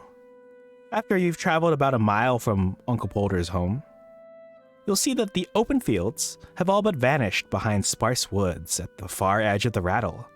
The air smells stagnant and carries the taste of metal. Through the trees, multiple small farmhouses hunch amid a patch of green fields. Suddenly, the ground begins to shake, causing the road ahead to ripple, but just as quickly as it started, the shaking fades away.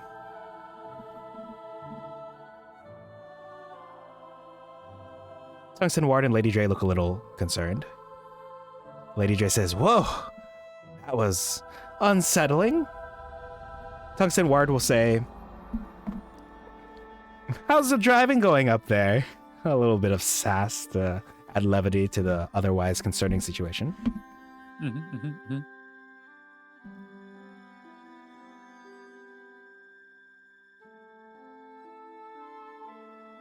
But otherwise, they don't add anything else. Would you all like to say anything in particular?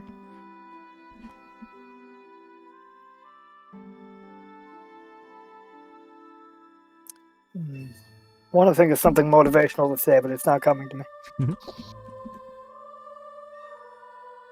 I just unfortunately zoned out a little bit. What was the main thing that happened? I heard something, but I didn't retain it. Yeah. I'll repeat it. So the ground began to shake. The road ahead rippled, but just as quickly as it started, the shaking faded away. Oh, okay. Gotcha. Are earthquakes normal to this area? Like a fairly common occurrence? Lady Dre will say, "I've never heard of earthquakes in the Rattle. What? If I had to put money on it, I'd say it was probably a bullet, a land shark, troubling local farmers again." Guys getting bullets out here? Yep. They make good eats, right? Land sharks. I remember the last time I had a tangle with one of those. You fought one? Yeah. I think. I'll go ahead and post a picture up for the class. Can anyone give me a DC 14 nature check? I guess that'd be me. Yep. Fine. Nope. All right, let's take a look at this roll. 50-50 shot. Unfortunate. Well, Lady Dre will say, "Let's keep an eye out for those little rascals." Tungsten Ward will say, "Yeah, okay, how about this? We keep an eye out for the rascals. You keep an eye out on the road." Yeah, that seems like a better idea.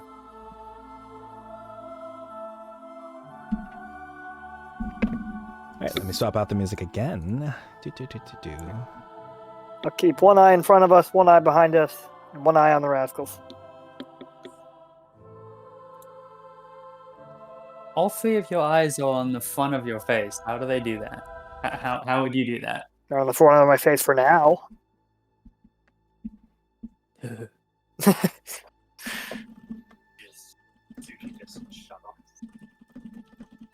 Sorry, what was that? I think you're muted on your end.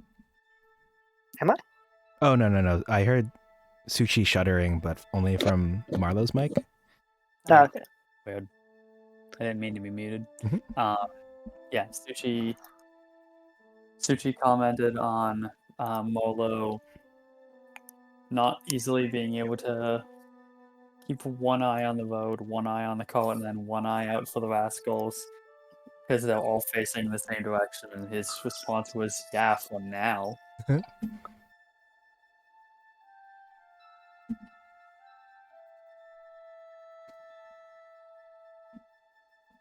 Well, otherwise, you all will continue traveling unabated.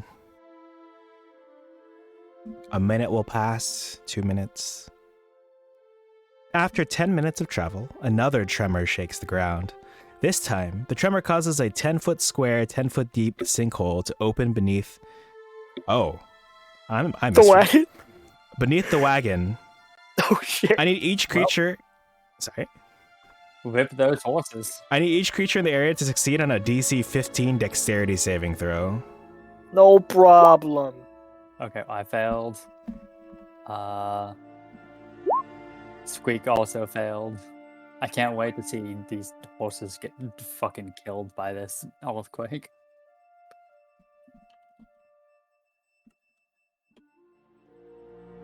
Let me look up a horse's stats real quick. Draft horse 5e. I wasn't expecting to roll for them until you reminded me. Dex save. As Marlo jumps over the pit that's formed, and goes, "Oh no! I dropped my room key in the hole." All right. All right, it is my pleasure to announce that horse number 2 has the latest nat 20. Hell yeah. Oh man, I gotta roll for. Hold on, we got Tungsten and Lady Dre to roll. All right, give me just a moment as I pull them up. Stacks. All right. I hope it is public. Let me take a look. Whisper toggle. Public. All right, this is Lady Dre's deck save. What DC did I say? 15. Oh boy. Oh, Lady Dre. It was a good run. Can't believe Lady Dre, one of the horses, Suchi, Squeak are all dead. All dead. How tragic. All right, this is Tungsten's roll. Oh my gosh. All right, so to recap, the only people who survived. The only people who. My bad. Sorry, the only people who succeeded on the save. Marlo and the horse. Marlo gets on the sole surviving horse, and we leave the campaign. Amazing. Cutting my losses and getting the hell out of here. It's the only one who survived, I mean. Oh, right. I need to. So you all take. You all fall 10 feet, and I'm going to roll the damage across the board. You will take this much bludgeoning damage. Oh my gosh, 5 bludgeoning damage? Okay. That is the first time either Suchi or Squeak have taken damage. That is 25% of Squeak's health. Ah, yes, the final boss. A hole in the ground, everyone's dead. Yep, all according to Keikaku over here. Yep, that's how it goes. Alright, I'll go ahead and take you all over to the map. What's up?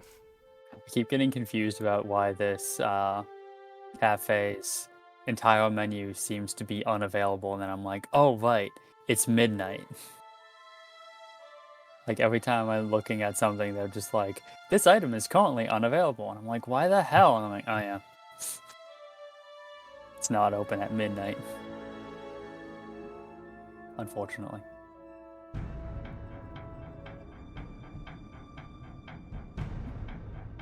Alright, so welcome to this.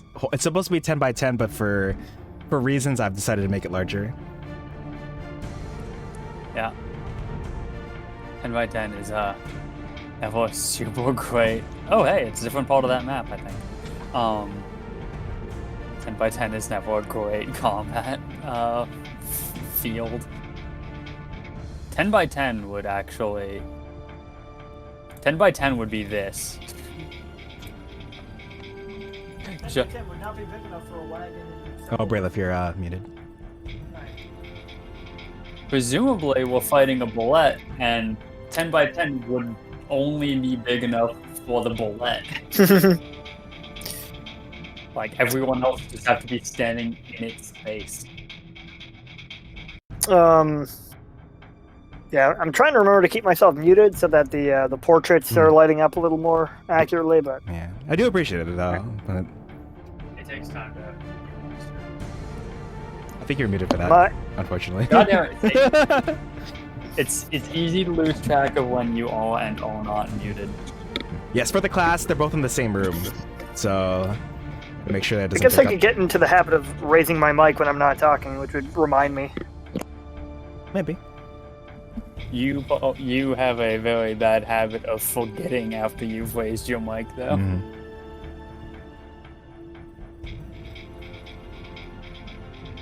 All right, I'll need initiative from you all as you find that you're not alone. You'll see that something scrabbles free from the dirt at the bottom of the pit. What is that something, you may ask? Why, it's a hand, and another hand, and another hand, and a fourth hand. This is significantly worse than a bullet. Why couldn't this just be a bullet? I gotta reapply the damage to my characters. Oh yes, thank you. Oh, that's fine. Okay. Is it? I'm pretty sure if we got shot by 4 bullets, we'd die.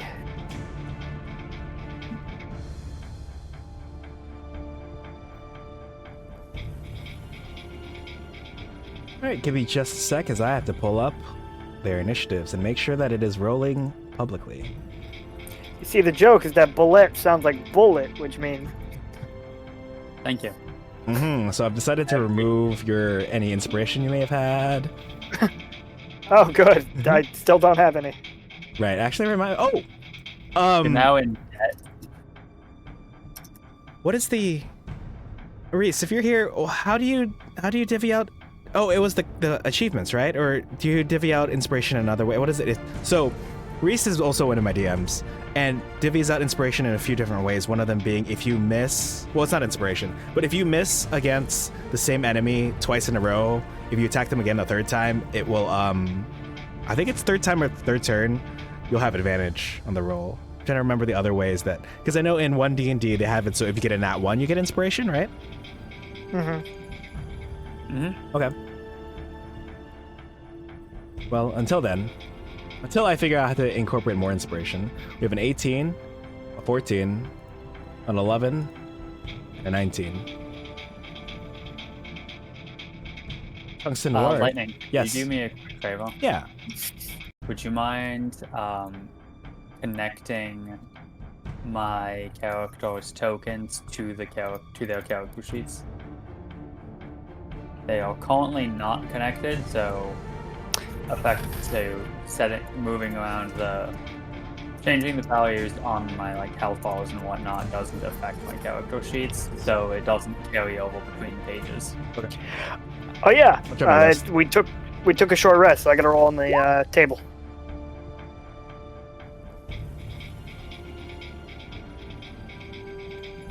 $15 is lightning damage. Yes, everyone knows that hands that come out of the ground are infamously known for shooting lightning at you. Yep.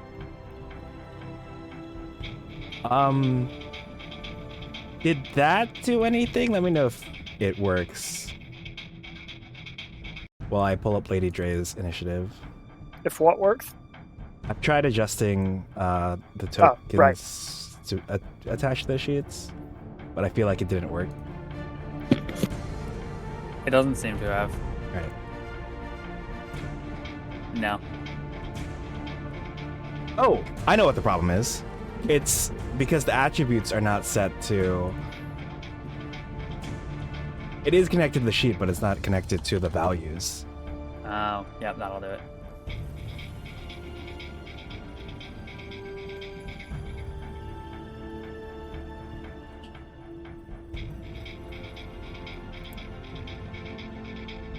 Alright, give that a try.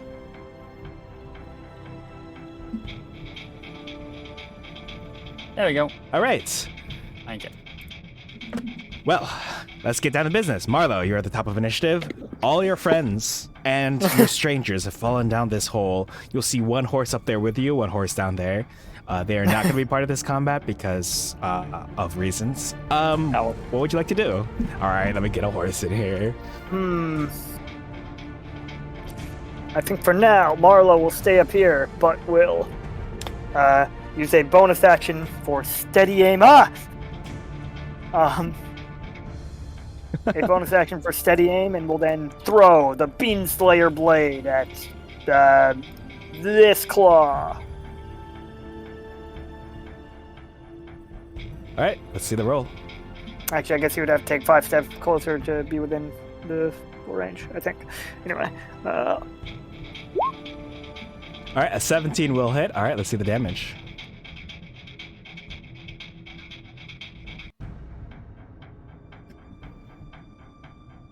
All right, with a 17th damage, you instantly obliterate that particular hand. I'll go ahead and remove it from the initiative order.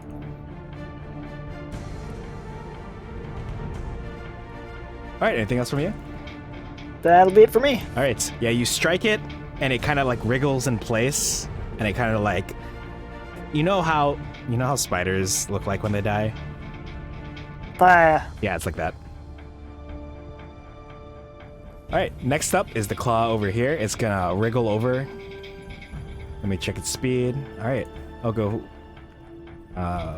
5, 10.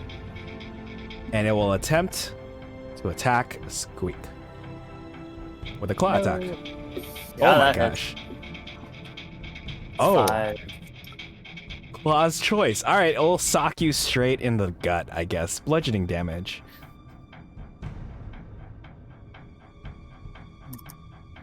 No. My vital organ.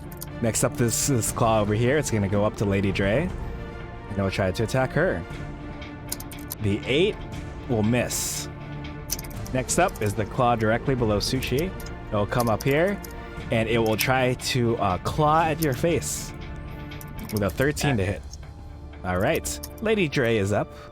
She's gonna say, nope, nope, you ain't hitting me, and she's gonna strike with. Wait, you have what? Hold on, let me double check her weapon. Oh, okay. So for the class, sorry, let me show you what Lady Dre looks like real quick. And let me see what this is. Steady aim and move. All right, yeah, 9 will still kill it. She will pull out a long sword, sorry, a short sword, and she will just bring it down on the claw. A 14 will hit, instantly cutting this claw in half. Oh, these things are stupid weak. Got it. Tungsten is up.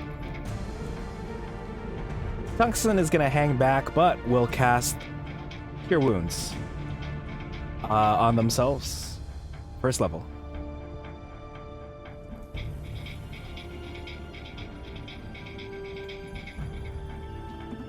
Oh shit, tungsten's brought below half just from the fall. Yes, that's correct. I'm sorry, Sushi. You are up now. I forgot that you have the same initiative as Tungsten. Yep.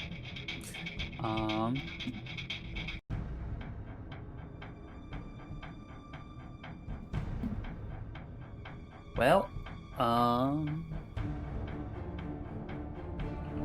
I accidentally have Toll the Dead in my attack list twice. Whatever. Oh,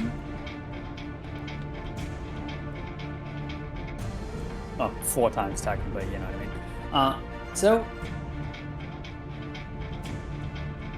Suchi is looking a little freaked out, doesn't seem to be super happy about fighting these sorts of things.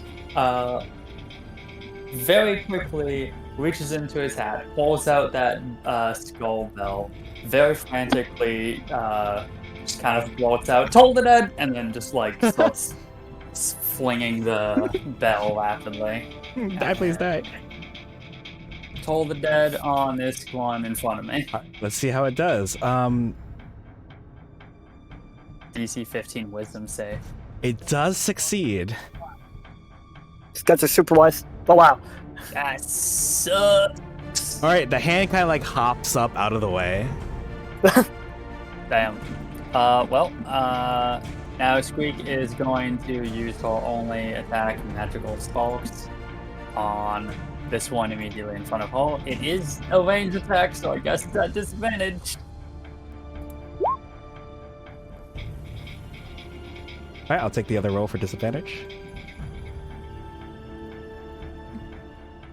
That is so. Why is that? Good. It is unfortunate that you rolled an 11. Yeah. Damn it. All right, well, that will miss. It kind of hops up out of the way. Anything else from you on your turn? No. It's gonna be the end of my turn. All right. This claw is up. You skipped my turn. Oh, I'm sorry. I saw Marlo. Okay, sorry. Please, Marlo, take it away. All right. Marlo's gonna run to the edge of the cliff and attempt to slide down the face. Take 5 bludgeoning damage. Wait, you're sliding down the cliff? Can you give me an acrobatics check? Wow. Okay. Can you do like a triple backflip or meow or something on your way down? I don't know. Yep. And in fact, let me see. Yeah. Actually, he just straight up trips over this wall and then just rolls down the cliff, but then lands perfectly and goes, ta-da! The two hands that are right there below Suchi and Squeaks, they kind of like clap together before they go back to their aggressive stances. Love that. He's gonna do an unarmed strike All right, let's see what you get. against this claw that he's going to flank with Tsuchi.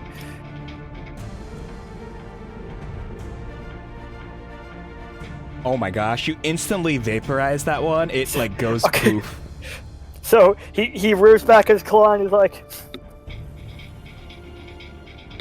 "Have at you, vile beast!" But then right before he hits the hand, it just gets struck by lightning. Get struck by me? It gets struck by yes. I manifest myself into the world. I hit it with a frying pan and then I disappear. Marlo just looks up into the sky and like, God. And that's the end of my turn. Yeah, if we weren't streaming, I would totally take that token with a picture of my actual face on it and put that on here. Nice. Today we learned that not only is Marlo religious, he is specifically Christian. Oh no! All right, He's specifically what? He Christian. is specifically Christian. All right, I'm gonna have to ask Marlo to step away from the campaign. Thank you for playing with us. I'm, what's the word for ist against religious people? Religionist? Racist. No, I'm not racist. Just because I am. All right. Wait, You heard here first, folks. Lightning is racist against Christians. Anyway, anything else from your turn before I take it over to this claw? This Nope. is officially an anti-Christian campaign. We are leaning into all of the anti-D&D sentiments. Okay, I jokingly moved Marlo out of the map, and now I can't move him back. I actually don't see. I can't obtain Marlo either. Great job. Wait. All right, here's what I have to do. Sorry, bear with me. I'm gonna turn on grid. I can select your token and then move it up. All right, there you go. All right. Time to turn grid bed off. It's like the opposite of Toy Story when you get taken by the claw. The claw! It's just the hole. The hole! Alright, this claw is going to swipe at Tsuchi. Let's see if it hits. Alright, a 21. It will try to slash at you. Gosh darn it. Yeah, that is. Alright. It will apply 3 slashing damage to you. Lady Dre is up. She is going to kind of like lean over and say, I got you! And she's going to slash at it with her short sword. The 12 will just hit, and it will deal enough damage to drop it. And you are all free from the claws. And I will go ahead and declare you all victorious.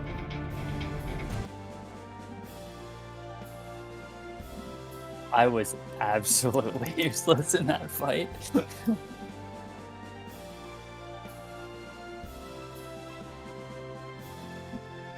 Lady Dre will wipe her sword against... If she were a dick, I would have her wipe her sword against, like, Tungsten's clothes or something before she sheathed her sword back. But she's not that mean. So she's gonna pull out, like, a handkerchief, and then she's gonna, like, wipe her sword clean, and she's gonna, like, sheathe it again.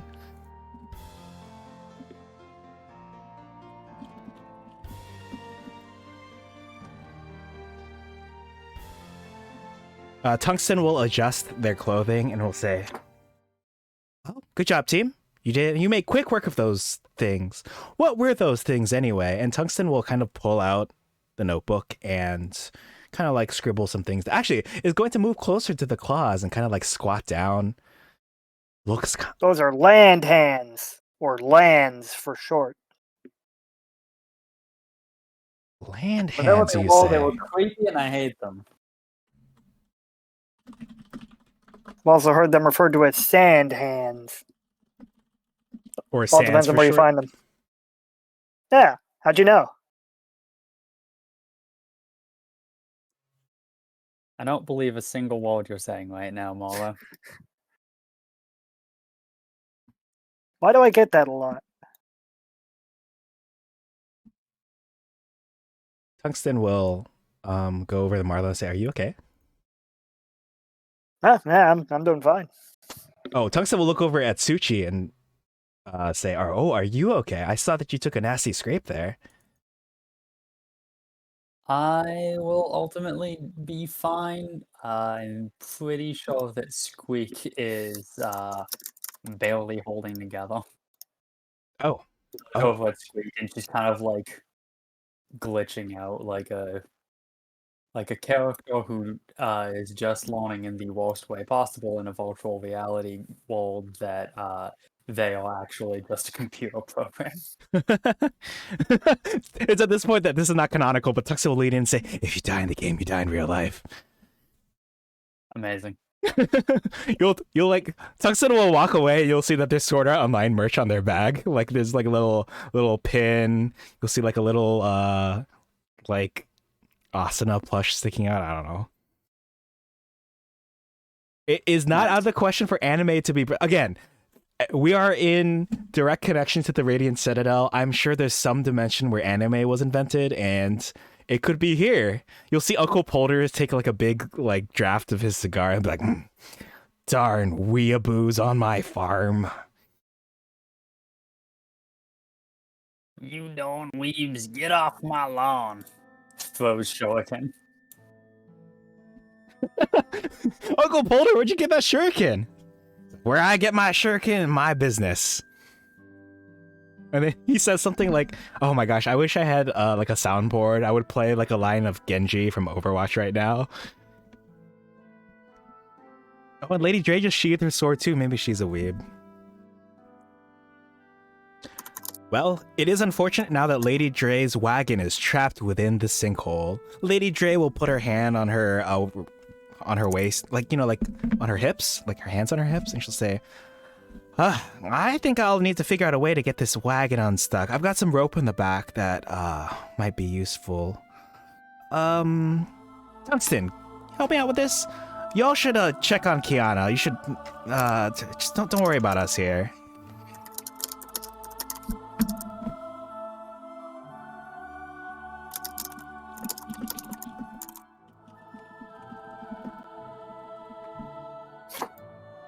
So, what do y'all want to do? You want to bail? You want to help out? You'll see that Lady Dre and Tungsten are pulling out rope out of the back. Well, Lady Dre said that she suggested that we just go look for the, like, go on and go keep trying to, like, find stuff, right? Go try to find Kiana. Yeah. Kind of like a, you know, like if your Uber driver, you know, think of her as your friendly, sorry, Lyft driver. Think of her as your friendly Lyft driver, and your car is broken down, and she'll say, well, I'll work on this. I'll cancel the trip so you don't get charged. Good luck or something. I don't know. Okay. Actually, you will look at her wagon. You will see a Lyft symbol on the side. Because again, this is Journeys to the Radiant Citadel. Anything's possible.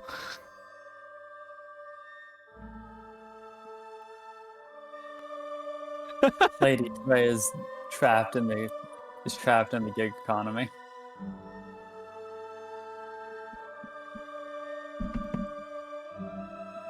All right. Anything else you want to say before I take you out to the next map?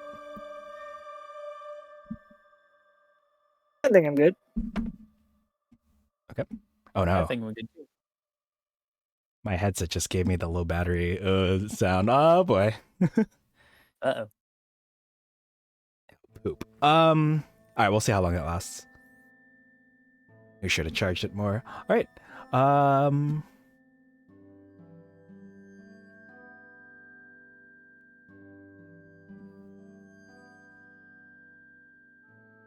take you all to this map, which is supposed to represent the wagon and everything, but I'm going to take Lady Dre away, Tungsten Ward away, now that they're dead. I mean, now that they are busy unearthing the wagon. From hell.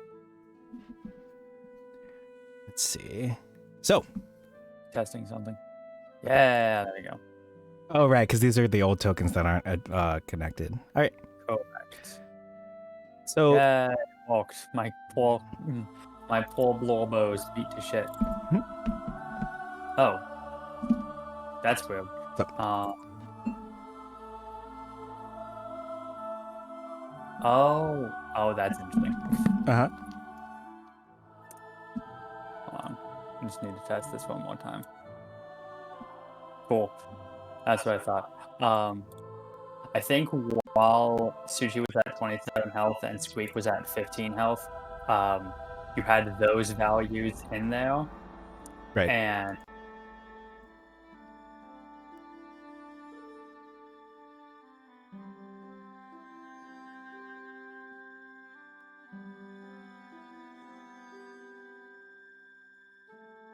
Quell. So I'm just gonna fix these real quick. Would you mind just updating the default token again one more time for me? I would happily do all this myself, but I don't have access to that menu if I'm not the DM.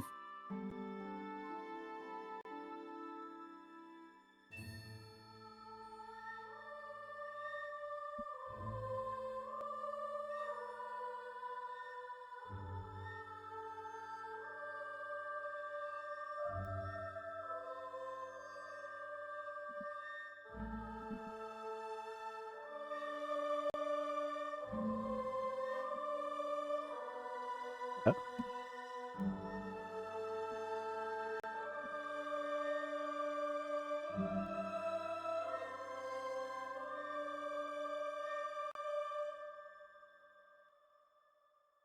Lightning, you there?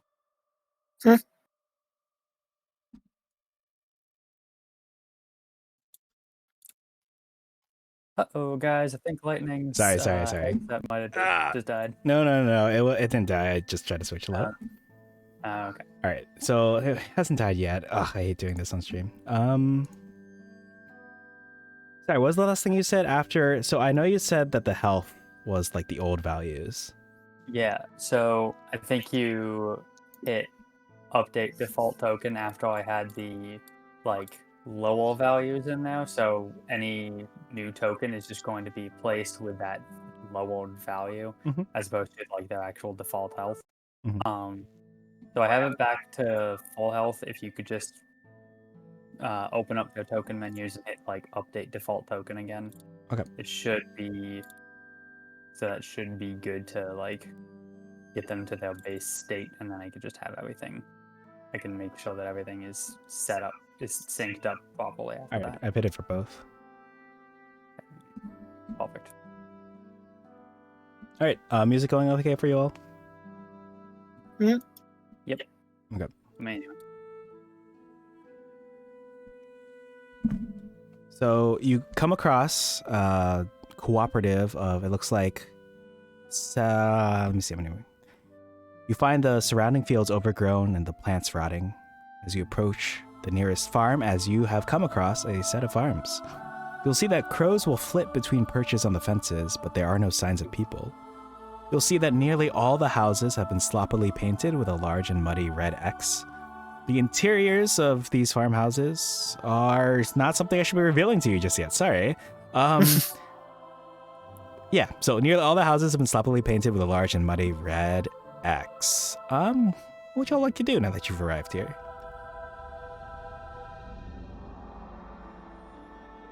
There are a number of farmhouses. We could search them. Yep, might be a good idea. Okay. Is there a particular one you would like to go to first? Would you all like to take a how about this? Someone give me, I know that you have passive perceptions, but can someone give me an active DC 14 perception check? Cool. Well, beat me to it. All right.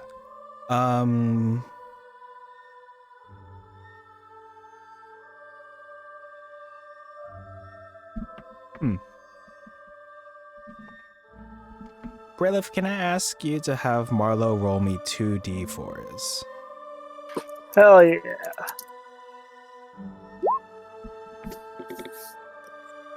So how many dire wolves come out? 6.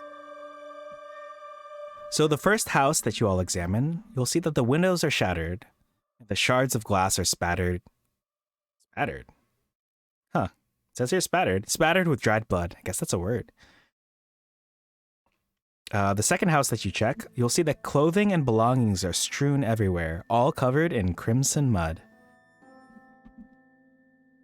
But you'll notice that one farmhouse doesn't have... So, I'm sorry. Oh, I should send you all this picture. Sorry, there's a picture for y'all.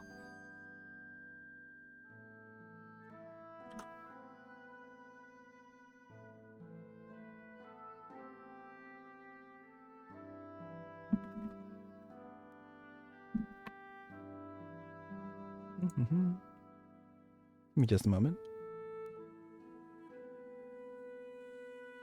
Aha. It is conveniently named X marks the spot. I'll go ahead and show you all this art. So you should see the crow. You should see the farmhouse. That crow has a fucking finger in its beak. Oh, you're right. Interesting. I'm sure that's not ominous at all. My God, these farmhouses are all covered in maps. Ah, ha, ha, ha, ha, ha, ha. All right. Would you all like to continue to investigate another house with a red X on it? Or would you like to investigate the house that doesn't have the red X on it? I guess now I'll investigate the one that does.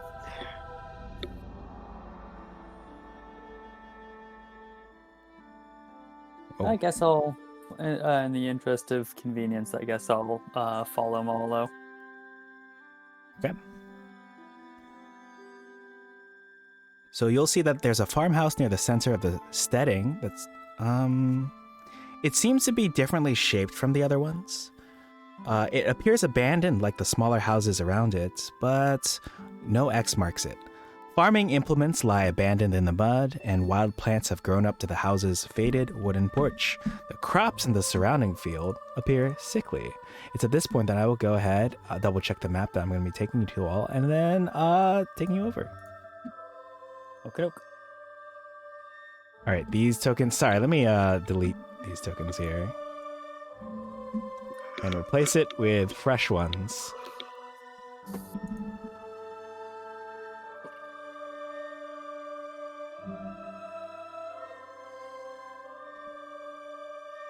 Accidentally took the wagon with me. All right, it's gone. All right. Welcome to this farmhouse. That's totally not suspicious whatsoever.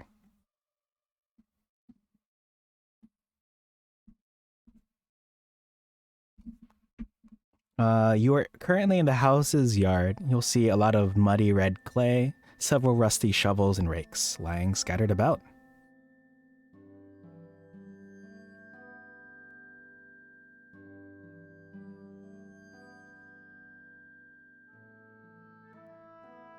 Do you mind facing that description for me? Yes.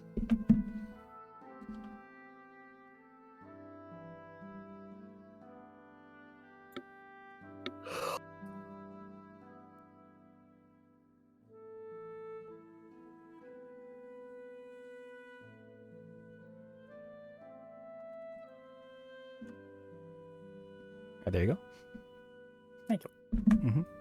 Let me give the other description that I told you earlier, because it's also relevant. Thank you. Marlo steps on a rake. Okay. Let me see where you are. Do you want it to hit yourself? Kind of like, is that what you're going for? Yeah. Actually, you see a pitchfork stuck into the earth at that adjacent wall next to you. Stuck into the earth, Sid? Maybe.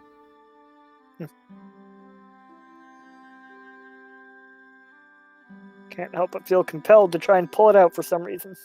The strangest thing. Maybe he'll become king of the farm. Wait, have you all seen Puss in Boots: The Last Wish yet? Nope. Okay. I get the feeling I know what you're going for, but Maybe.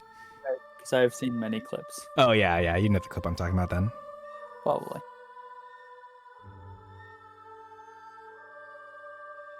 Right. There look to be a few doors and windows. I think there's 2 windows on the east side. There's a door and a porch on the south side. Which direction would you all like to go?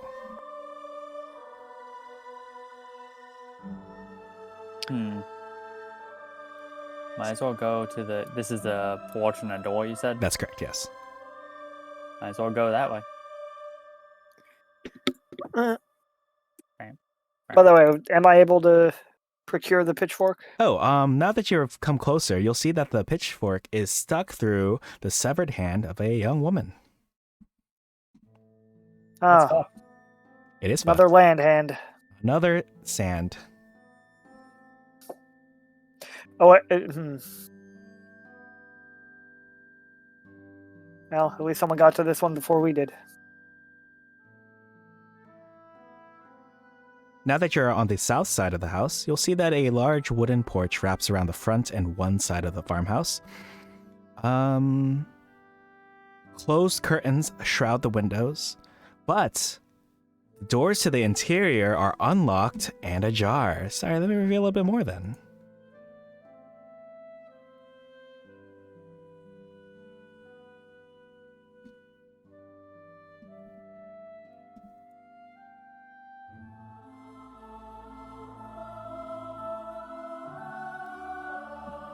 So she will walk up to the door and just kind of like push it open a little bit, Okay. and somewhat quietly call into the house. Hello? Anyone home? So when you step onto the porch, the planks will creak ominously when stepped on. Never a good sign. In response, you hear nothing to your hello. That's also a bad sign.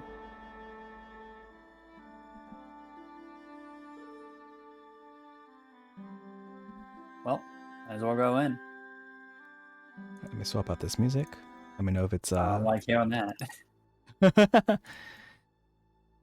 Sorry, it had nothing to do with the fact you're literally stepping into it. It's just a coincidence, actually.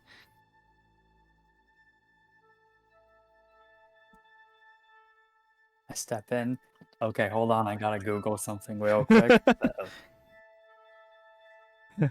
What's your current weight? God. Doors leading off the hallway are closed. Okay. You see one, two, three, four. You see 4 doors. Should you round that corner, you'll find yourself with a few other doors.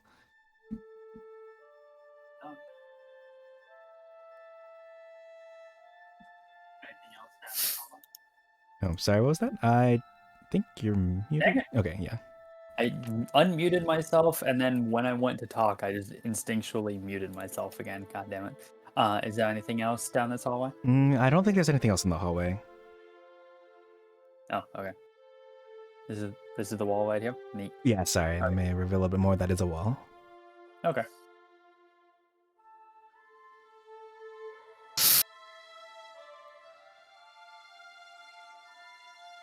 All right. Is that the door you'd like to check out? Yes, I will slowly open this door. All right. Thank you for picking that one. Things that are ominous that the DM says. I stop them from opening the door now. The furniture in this living room is haphazardly arranged and looks close to falling apart. Beneath, the floor is covered with hundreds of handprints painted using crimson mud. Let me paste that description. Okay, so whoever lived here has absolutely been kidnapped and or killed by those crawling hands.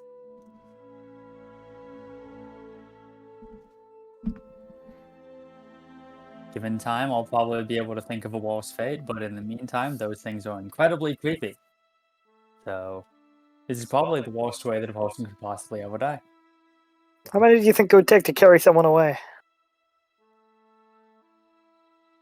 I don't know how that would even work, because they've just got the hand. They like flit under like little spiders and then they like lift you up, like they push down. Maybe they can attach to each other at the wrists. That is the worst thing I've ever heard. I don't want to ever consider that.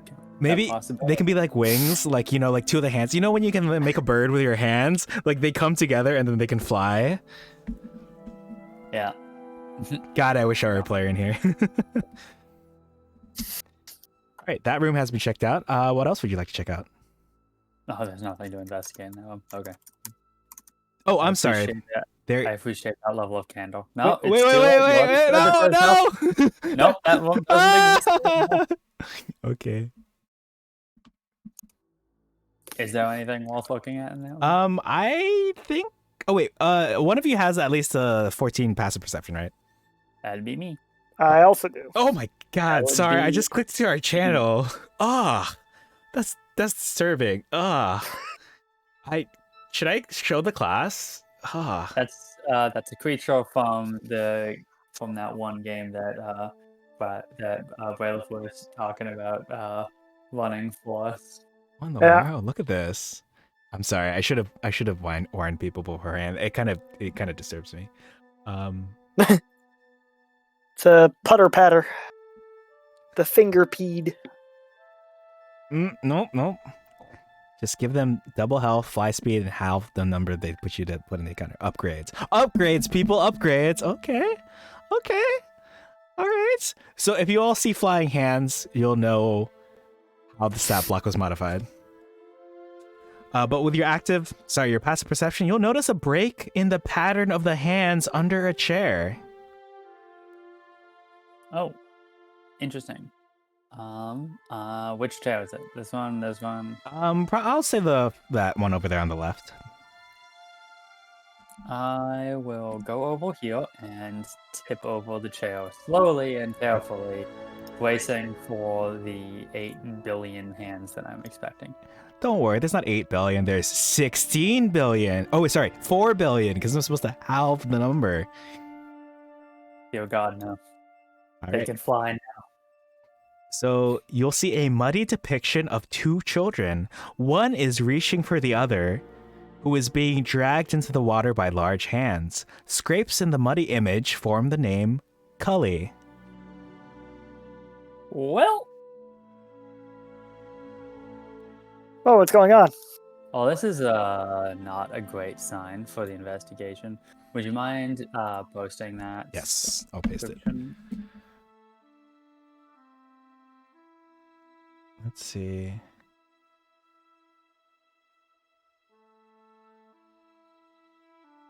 Hashtag too spooky. Alright. Again, if the chair is moved, it reveals a muddy depiction of two children. One is reaching for the other, who is being dragged into the water by large hands. Scrapes in the muddy image form the name Cully. That's that guy from Twilight, right? Edwin Cully?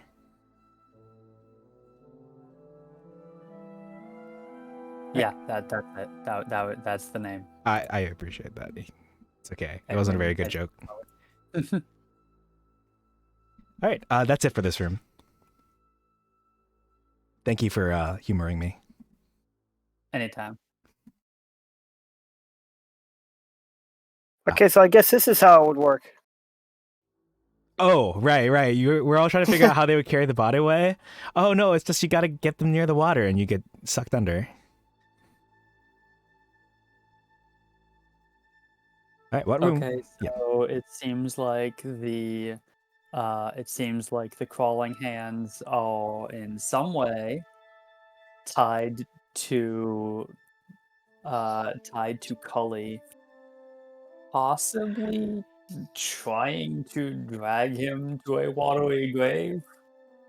I wonder if we're dealing with some kind of weird fate thing. He like drowned as a child and it was like somehow undone. And now like the forces and now the powers that be are trying to fix that. Yes, like his death is a fixed point in time that he can't escape from. Final destination shit right there. Mhm. Well, actually, Molo, do you want to do anything? No, not unless there's some like secret doors or anything in here. Secret tunnel. Every time? There are no secret tunnels or doors in there. Oh, good. We wasted our time. Yeah, it's Yep. not. They're not in that room. Sorry, the secret closet filled with thousands of flying hands is in the other room. All right, who's next? Suchi or Marlo? Who wants to open the door first? I'll open this door. All right, Marlo, you open up this door. You see a bedroom. It has a bed and a writing desk. Most of the space is neat and orderly, but the desk is strewn with art supplies and scraps of paper bearing fragmented images. Always a good sign. Actually, I was driving today and I saw like a car with a maid service advertisement on it. It's the car that the maid people use when they clean. But there was like a pic, like a decal of I think one of their faces on the side, like on the window. But it looked weathered. It kind of looked scary actually. I'm like, oh my gosh. I don't want to use this service. Can I attempt to reconstruct the picture from the fragments? Are there enough of them? Here's what you see. Any character who riffles through the paper on the desk, you find repeating images of hands, lakes, and wide eyes looking up through water. The largest work shows a pair of eyes with handprints for pupils. All these images look similar in style to the picture that Aunt Deli found clutched in the farmer's hand back in the town of Promise.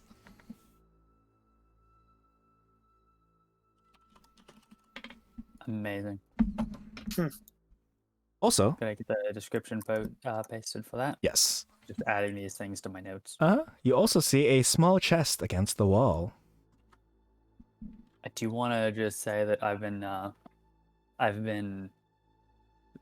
working on alt lately, trying to draw some stuff, and a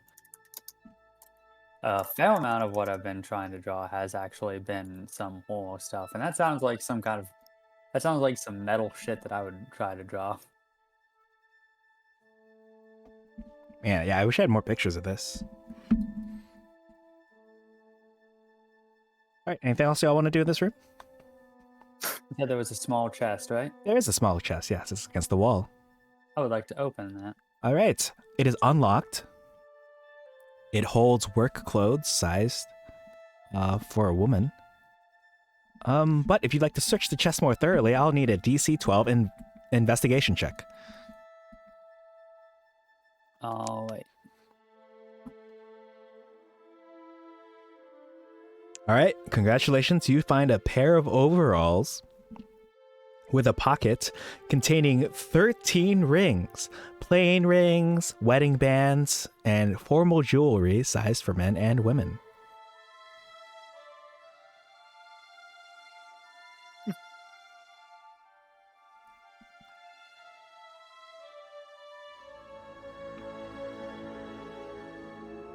This reminds me of Fire Emblem Engage, where there are many rings that you can put on so you can be engaged to your favorite Fire Emblem characters. All right, would you like to take the overalls, the rings, neither, both? All. All I've right. already added it to my inventory. Like, I already sold it, or I already put listings up on eBay.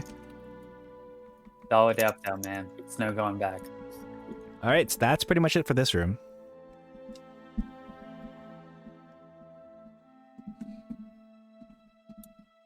That leaves 2 rooms left.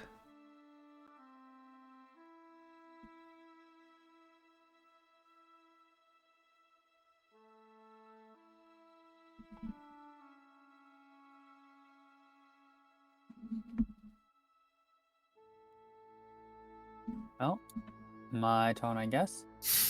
I'll go up here and I will open this door. All right, thank you so much for picking that door specifically. Stop saying that. You'll see why. This kitchen has been torn apart. Pots and pans are scattered everywhere, and rotting food streaks the floorboards. In the center of this room, 4 enchanted farmers stand facing each other, their crimson eyes unblinking. Each one holds a sharp knife or farming implement, but they don't seem to notice you.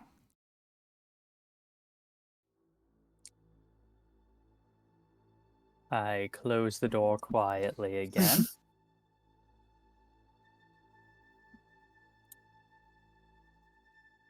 Can you roll me a stealth check? I would prefer not to.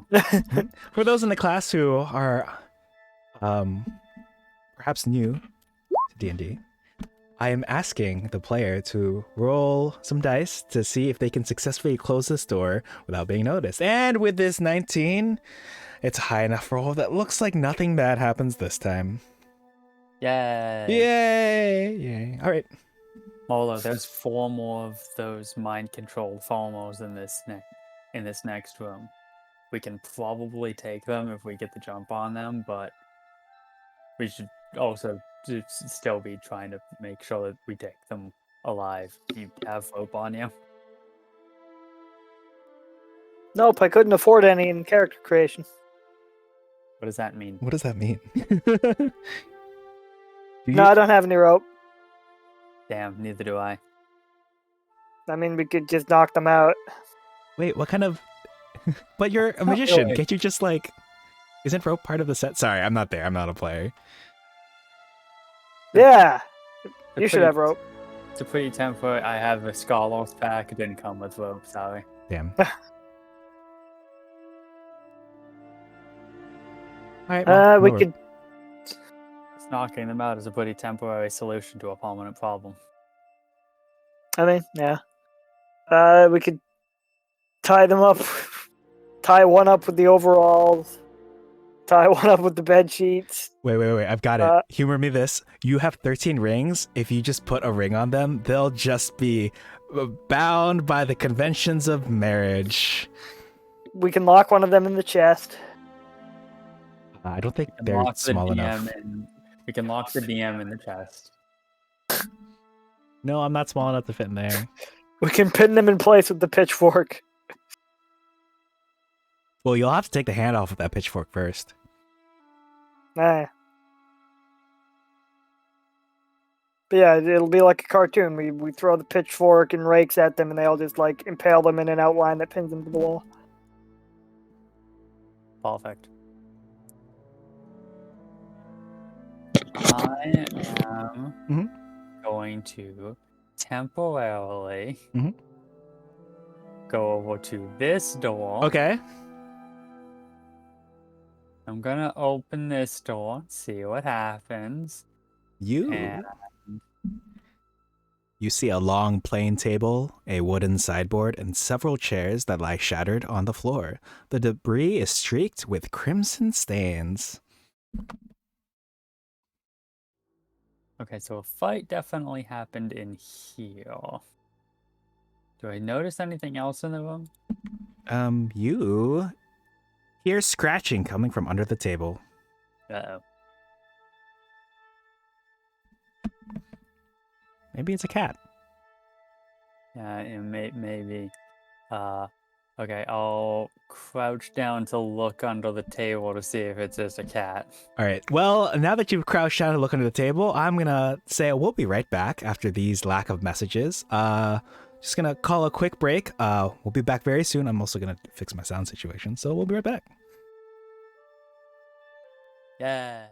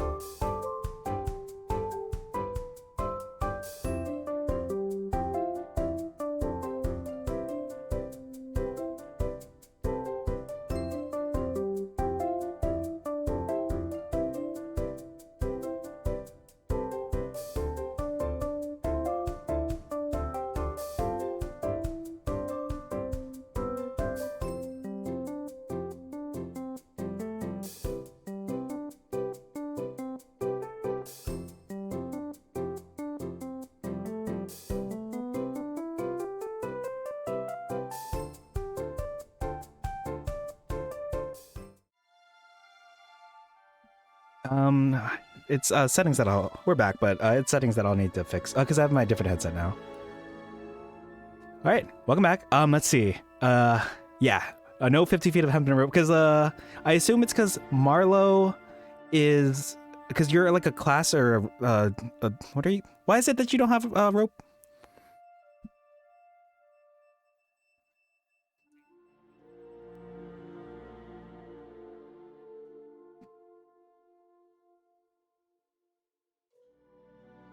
Okay, shame. All right, well, I'm sure there might be rope somewhere. We'll see what happens. As Fulcum pointed out, no one carries enough rope. Welcome in, Pretzel. Congrats on your VIP, as a valued member. And welcome in, hey, Rob, someone. It's the last 3 episodes of season 2, and I want to... Are you talking about... Sorry, I know that you're talking about the Demon Slayer movie. Last 3 episodes of season 2 and 1 episode of season 3. Well, I'm sure your friend didn't know. You know how anime, they always, with their movies, they're always like, yeah, it's a movie, or yeah, it's a series, and it's just a movie cut up into episodes, or just episodes like spliced together. Yeah, that's how it is. But welcome in. We are currently in the middle of Journeys Through the Radiant Citadel. We are in South America. We're in Southern North America right now, and the party has just entered this totally not suspicious room where they totally not suspicious scratching from under this table. And you crouched down, Suchi, right, to peek under here, yeah? All right. It's at this point that you see 6 crawling claws clinging to the other side, and it's at this point that I need you all to roll initiative.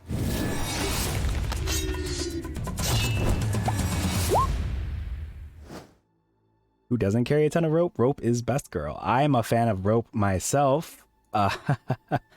Anyway. Well, hold on, let me see who's in here. At least 2 people I see in here are already privy to that information.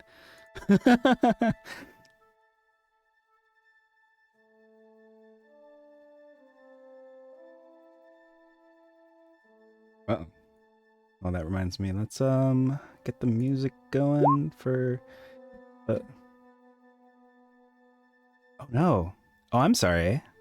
Wait. I gotta turn you all. Can you all say something in? Poop. No, IC's not showing up on. Oh my gosh. They haven't been able to hear you since we got back.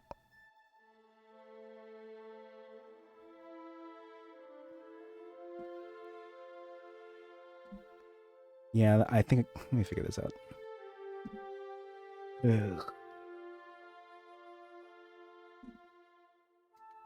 All right, BRB.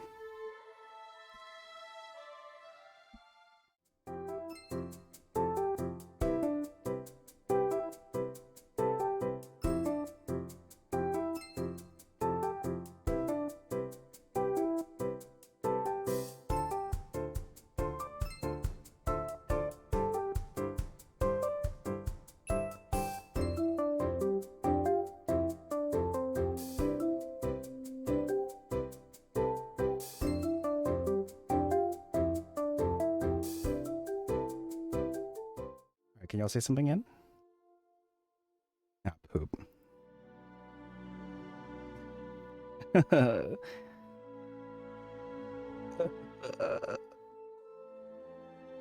Here be.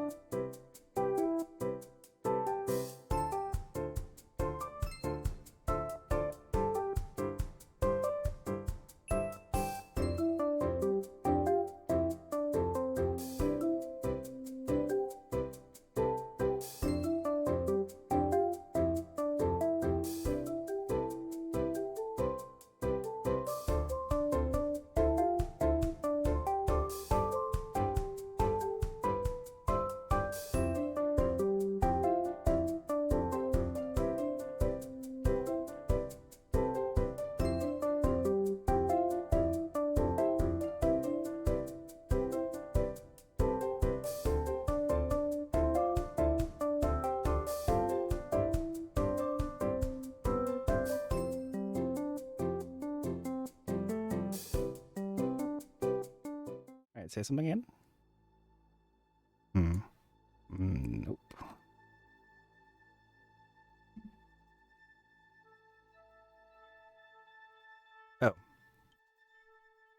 Aside from currently active.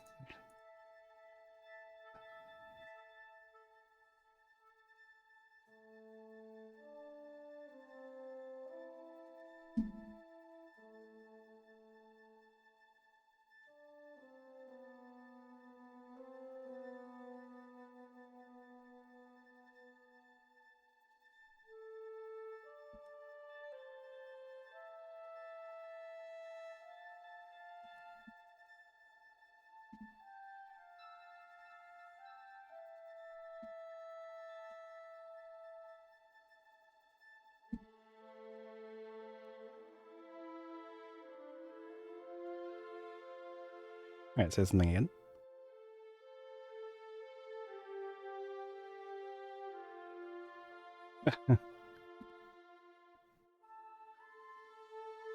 Well, can you hear them from stream, actually? I don't think it's picking up on...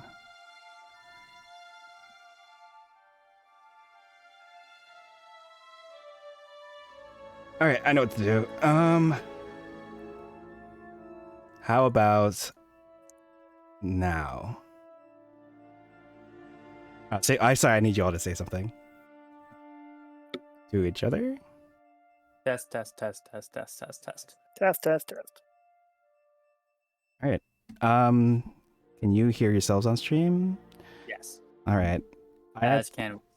All right, cool.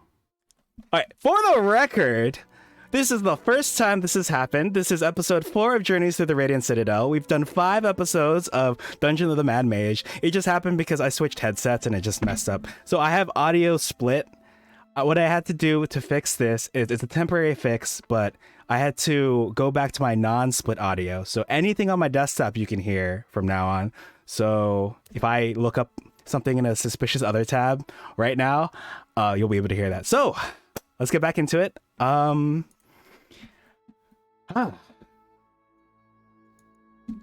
get the music going and we'll get started. Woo. I can't wait to traumatize my character. Yippee. Again. Ooh, good song. All right, I gotta add these claws and we'll get going.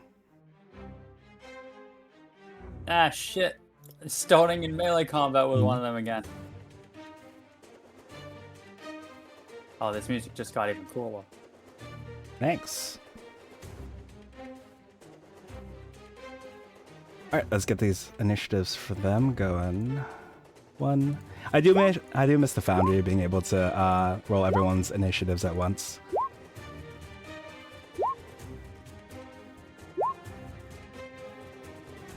All right, Sushi, you have the ability to go first. Because for the class, technically, Dex as a tiebreaker is not rules as written. So I'll just let Sushi go first. Yep. Oh, neat. These guys have higher decks than me, huh? It's not super surprising, I guess. This is Roll20. I used to use Foundry when I ran campaign for these players, but we've since moved on from there back to Roll20. Night, Reese. Thanks for stopping by. Thanks for stopping by.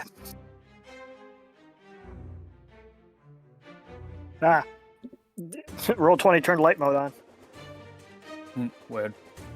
All right, you see 6 crawling claws that hop out from the underside of the table, and they face you in a threatening manner. Threatening specifically as in, like, 5 of them look hostile, and one of them is actively flipping you off. What would you like to do? I knew it. I love that. Sorry, I'm just looking at my spells real quick. I have a specific spell that I'm thinking of using. I just need to make sure that I know how it works first. Mm-hmm.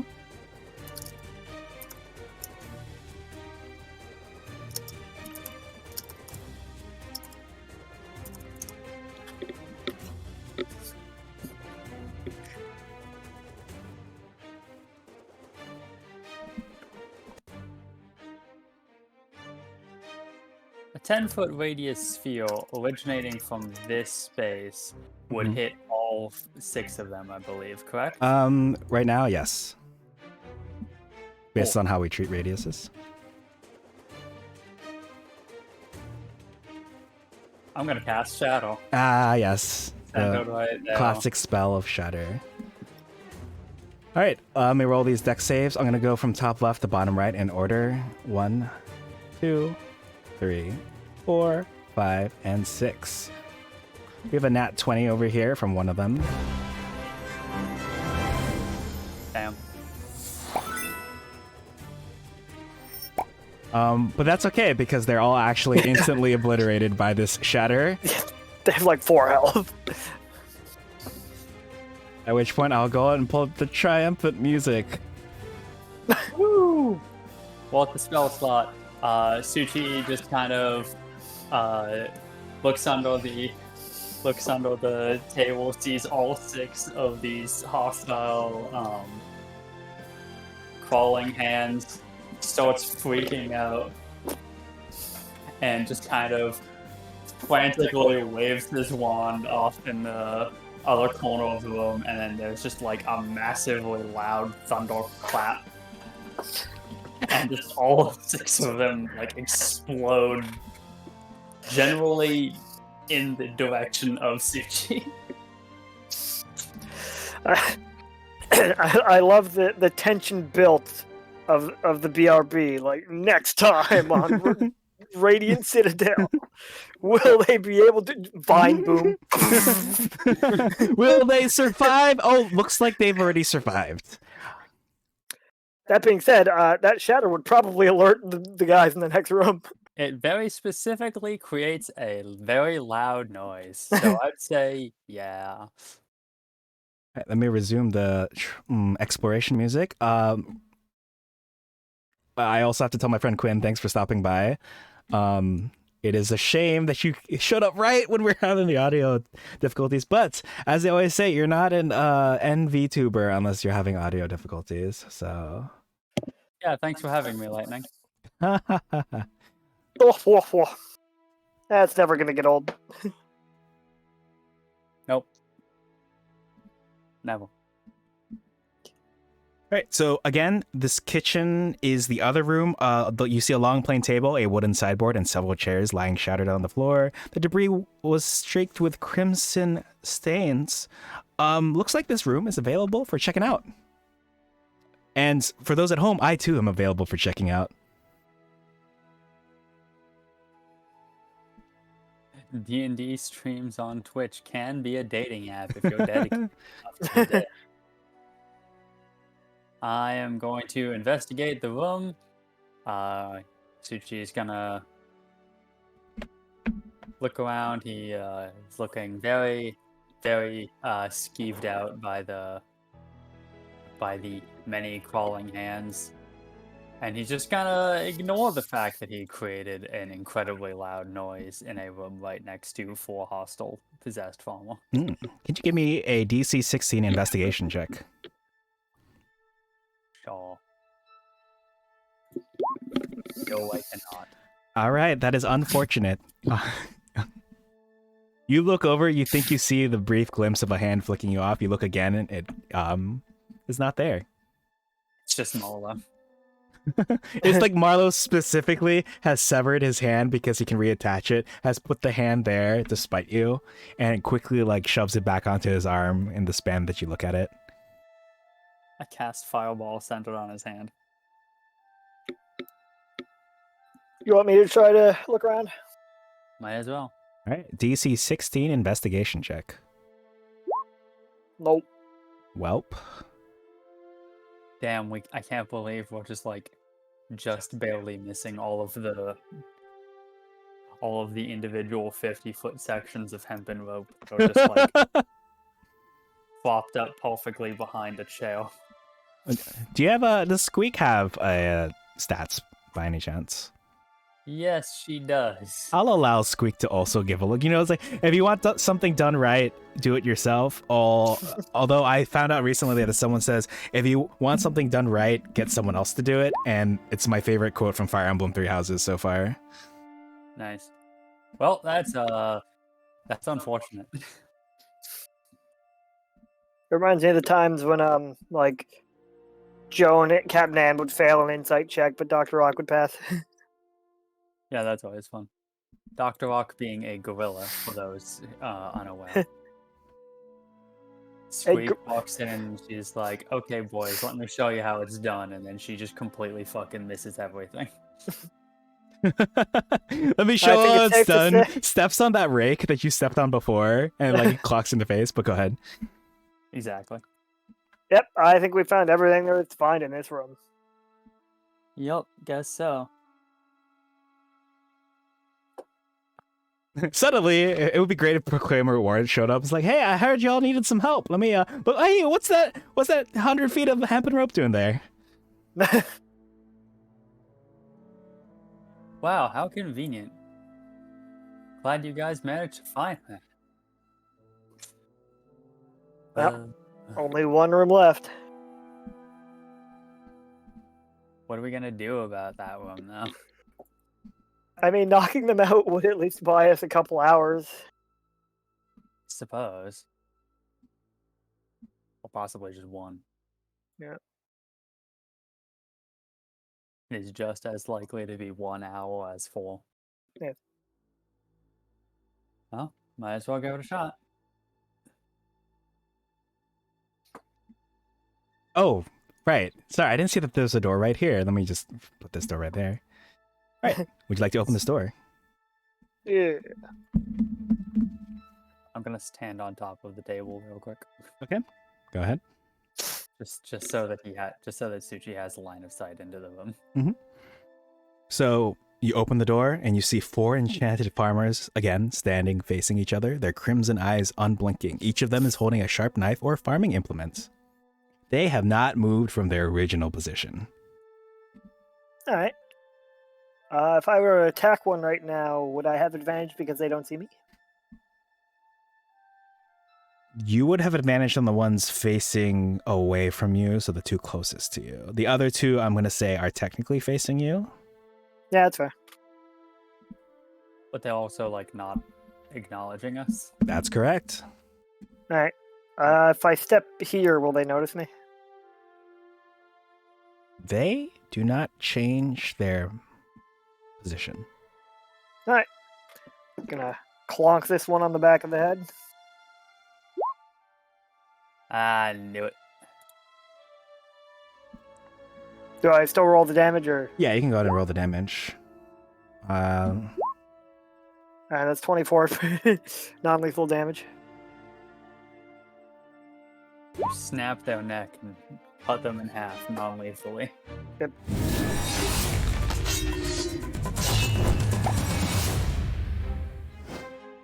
You said 24 lethal or non-lethal? I wasn't sure if it was serious or not. Non-lethal. Okay. I will go ahead and instantly knock this one out.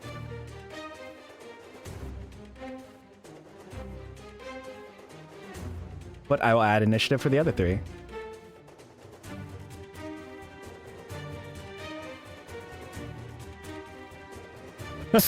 Sorry, I just see what picture you used for Kirk.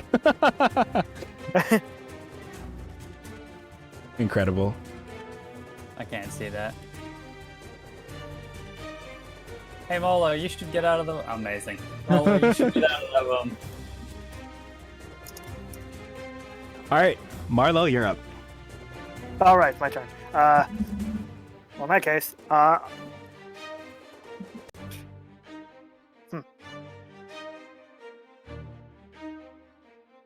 Alright, I will use a bonus action to disengage. For shits and giggles, I'll throw the Beanslayer blade. I mean, it's not even going to deal enough damage.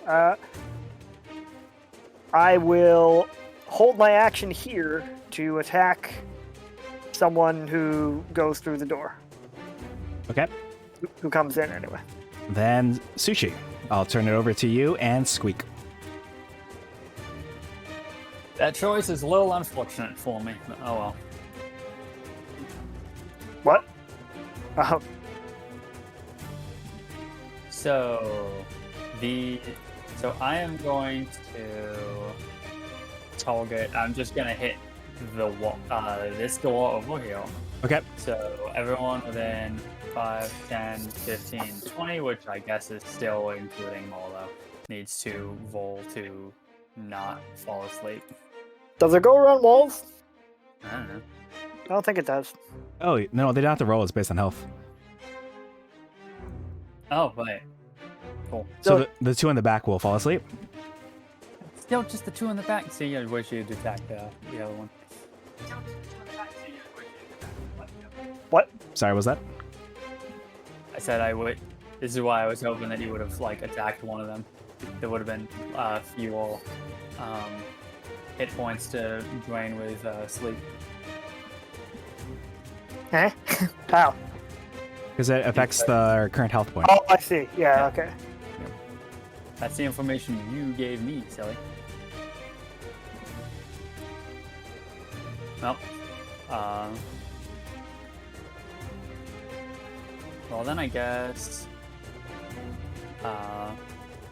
this creek is gonna go here and use magical sparks on the last one, non-lethally if we're allowing that still. Yes. It's only basic attack. Uh-huh. Huzzah! So that is a 15. 15 does hit. That is 7 force damage. All right. It is still up, but it is looking rough. Damn it. So let's see, she moved there. Now she's gonna move back here. Okay. Farmer is up, and it's going to go 5, 10. Marlo, what would you have prepared? Clonk. Oh, wait. Well, yeah. All right, the 18 is enough. And was this I lethal? wouldn't get sneak attack technically, but non-lethal.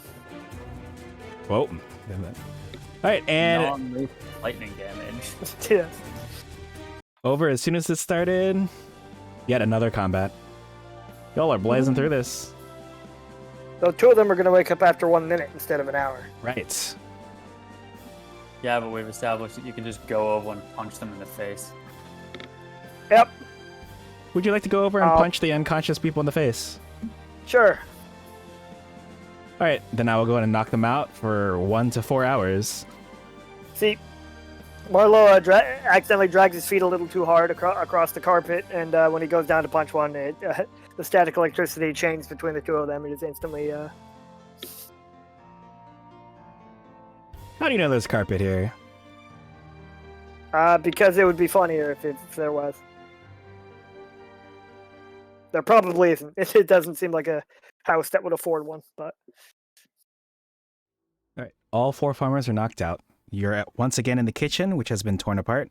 You see pots and pans scattered everywhere, and you see rotten food streaking the floorboards. Oh yeah, if this is a kitchen, if there's a rug in here, then these people got bigger problems than being possessed. You'll see that the foodstuffs and supplies that once filled, I think there's like a... Oh, I shouldn't have revealed all of this room. I'm sorry. You'll see over there to the left, there's a door right next to Sushi. That's the pantry, and the foodstuffs and supplies that once filled this pantry have been ransacked, and you'll see that a large cupboard stands open, and that there's a trap door in the pantry's floor. That's you can kind of see that actually 5 feet left of Sushi. Yep. In all fairness, I was going to investigate this room regardless. Okay. But, yeah, did conveniently know about the trapdoor ahead of time. I would like to look around the kitchen, though, if possible, see if there is anything worth finding. Okay. Go ahead and give me an investigation check, then. I do have a passive investigation of 14. Okay. Does that do anything for me? It does not. Okay, well, fair enough. I rolled worse than that, so. You know, I initially said it as a joke, but I think Marlo will use, like, the sheets from the bed and, like, the tablecloth that's To fashion visible in a that. rope. Yeah, just fashion enough stuff to tie these guys up. Okay. You are now in possession of, well, you were briefly in possession of Lady Kate's Wonder Rope by fastening them all together. Ooh. What does that do? Perhaps you'll find out down the line. Yeah, okay, fair enough. Hey, Suchi, can you identify?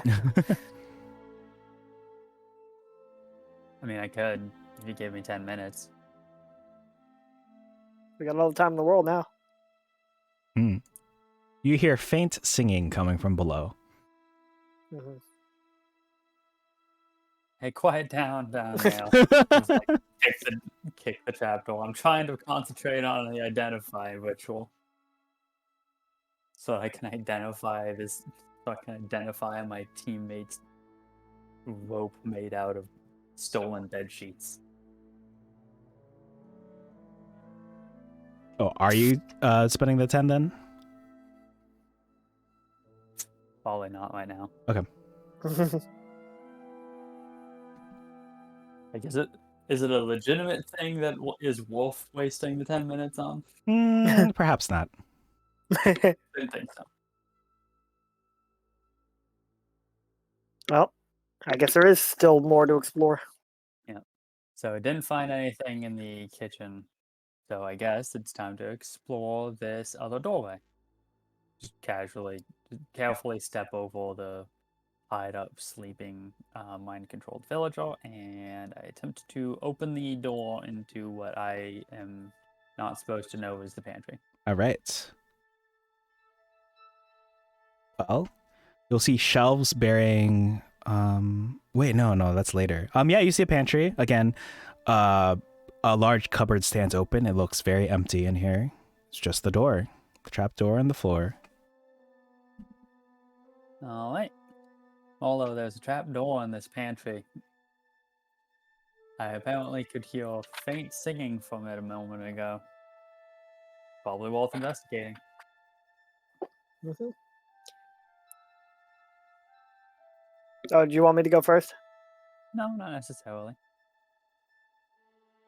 Squeak, can you go first? Smart. Yeah, real smart. Squeak opens the trap door, glaring at the two of them. Hey, you're the hardiest of the three of us when you think about it. She just blinks at you and glitches a little bit again. And what? Glitches. Yeah. Alright, so we're gonna go down the trapdoor then. All right. I will go ahead and reveal. You find a cellar. If you scroll down to the bottom left of the map, I will go ahead and grab your 3 tokens. Oh, actually, who would like to descend? Yeah, I'll follow.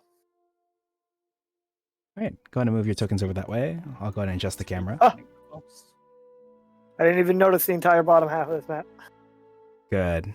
Glad you didn't. I did. Dang it. Well, at least one person in the party didn't notice. I was wondering what it was going to be used for. So, you'll see that shelves bearing root vegetables and other foodstuffs line the walls of this unfinished cellar. The south wall has partially collapsed, revealing a dark, narrow tunnel. Oh, yay. Tunnels. My favorite. The smell that I forgot to tell you all that you noticed above. Oh, actually, I did tell you. It was like a metallic or something. Let me see. The air smells stagnant and carries the taste of metal. So now that you're down here, the smell that you noticed above is worse here, issuing from the tunnel. Do any of you... 14's the highest passive perception in the party? 18. I have 15, he has 18. All right. 18, right, the eyes. All right, both of you hear that you hear a faint sound of a woman singing farther down the tunnel. Did Molo come down? Yeah, I'm moving it now. All right.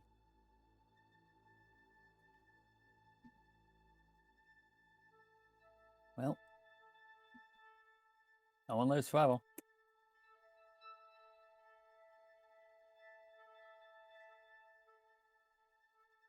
Oh God, it's horrible. Right. As you proceed into the tunnel, let's see. You see a faint light emanating from around the bend. This is a long tunnel for under someone's house. As the characters move through the tunnel, the song's volume will increase. It kind of sounds like the Awakening song that you overheard I was gonna the ask. Citizens of Promise singing. Anyone in this area sing anything other than that one song? Sushi $1 allowed. Right. The part of the song, unless Marlo or Squeakers have anything to say. Yeah, I agree. I don't know why I Silly did that. Pickles, what are you doing here? Yeah. Yeah, I agree. Oh my. All right. The part of the song you're at, actually, it sounds familiar, as it sounds like it's telling the story of a young man named Cully.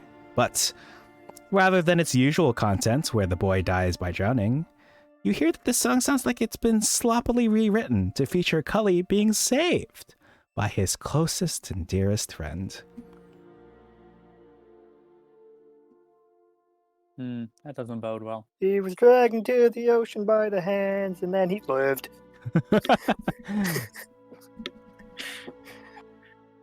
All right. Well, I do hate to do this to y'all, but if it's okay with you, I'd probably like to wrap it up here and save the rest for next time. Boo! That makes sense. I'm fine with that. Yeah.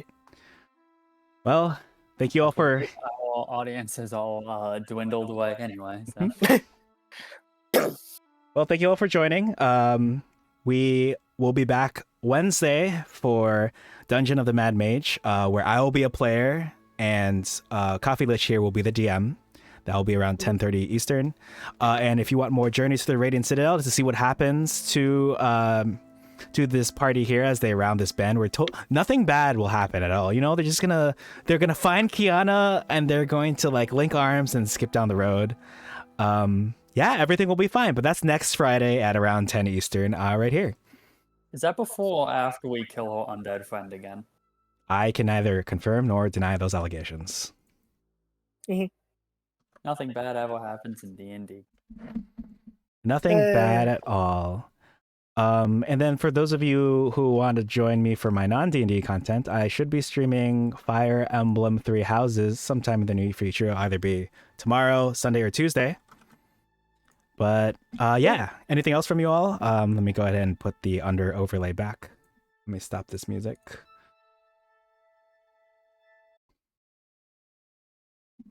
I think I'm good. Can't think of much. As always, please bury lightning under emote recommendations. Yes, please tell us the emotes you want, because theoretically, since I've unlocked affiliate, as soon as I do the tax stuff, we can have channel points, we can have emotes. So just let me know. Yeah. Look forward to that in the future.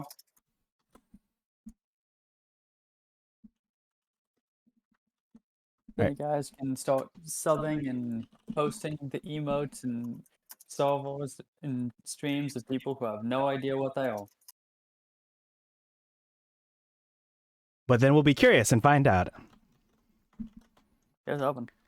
All right. So today, instead of raiding into D&D content like we usually do, we are probably going to raid into some... It looks like, is this karaoke content? I'm not sure what she's doing. I'd listen to it, but now that everyone can listen to my desktop audio, I think she's singing. So we're going to raid into Himatoki.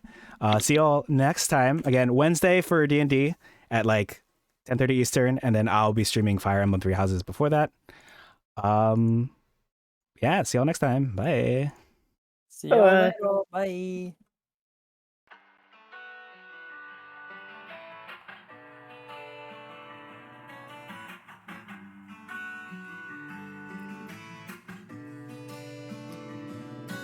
See, the stream is ending.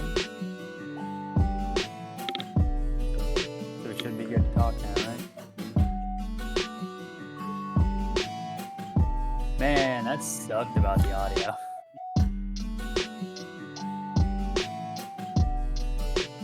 Yeah. Weird stuff. Yeah. Technical difficulties happen.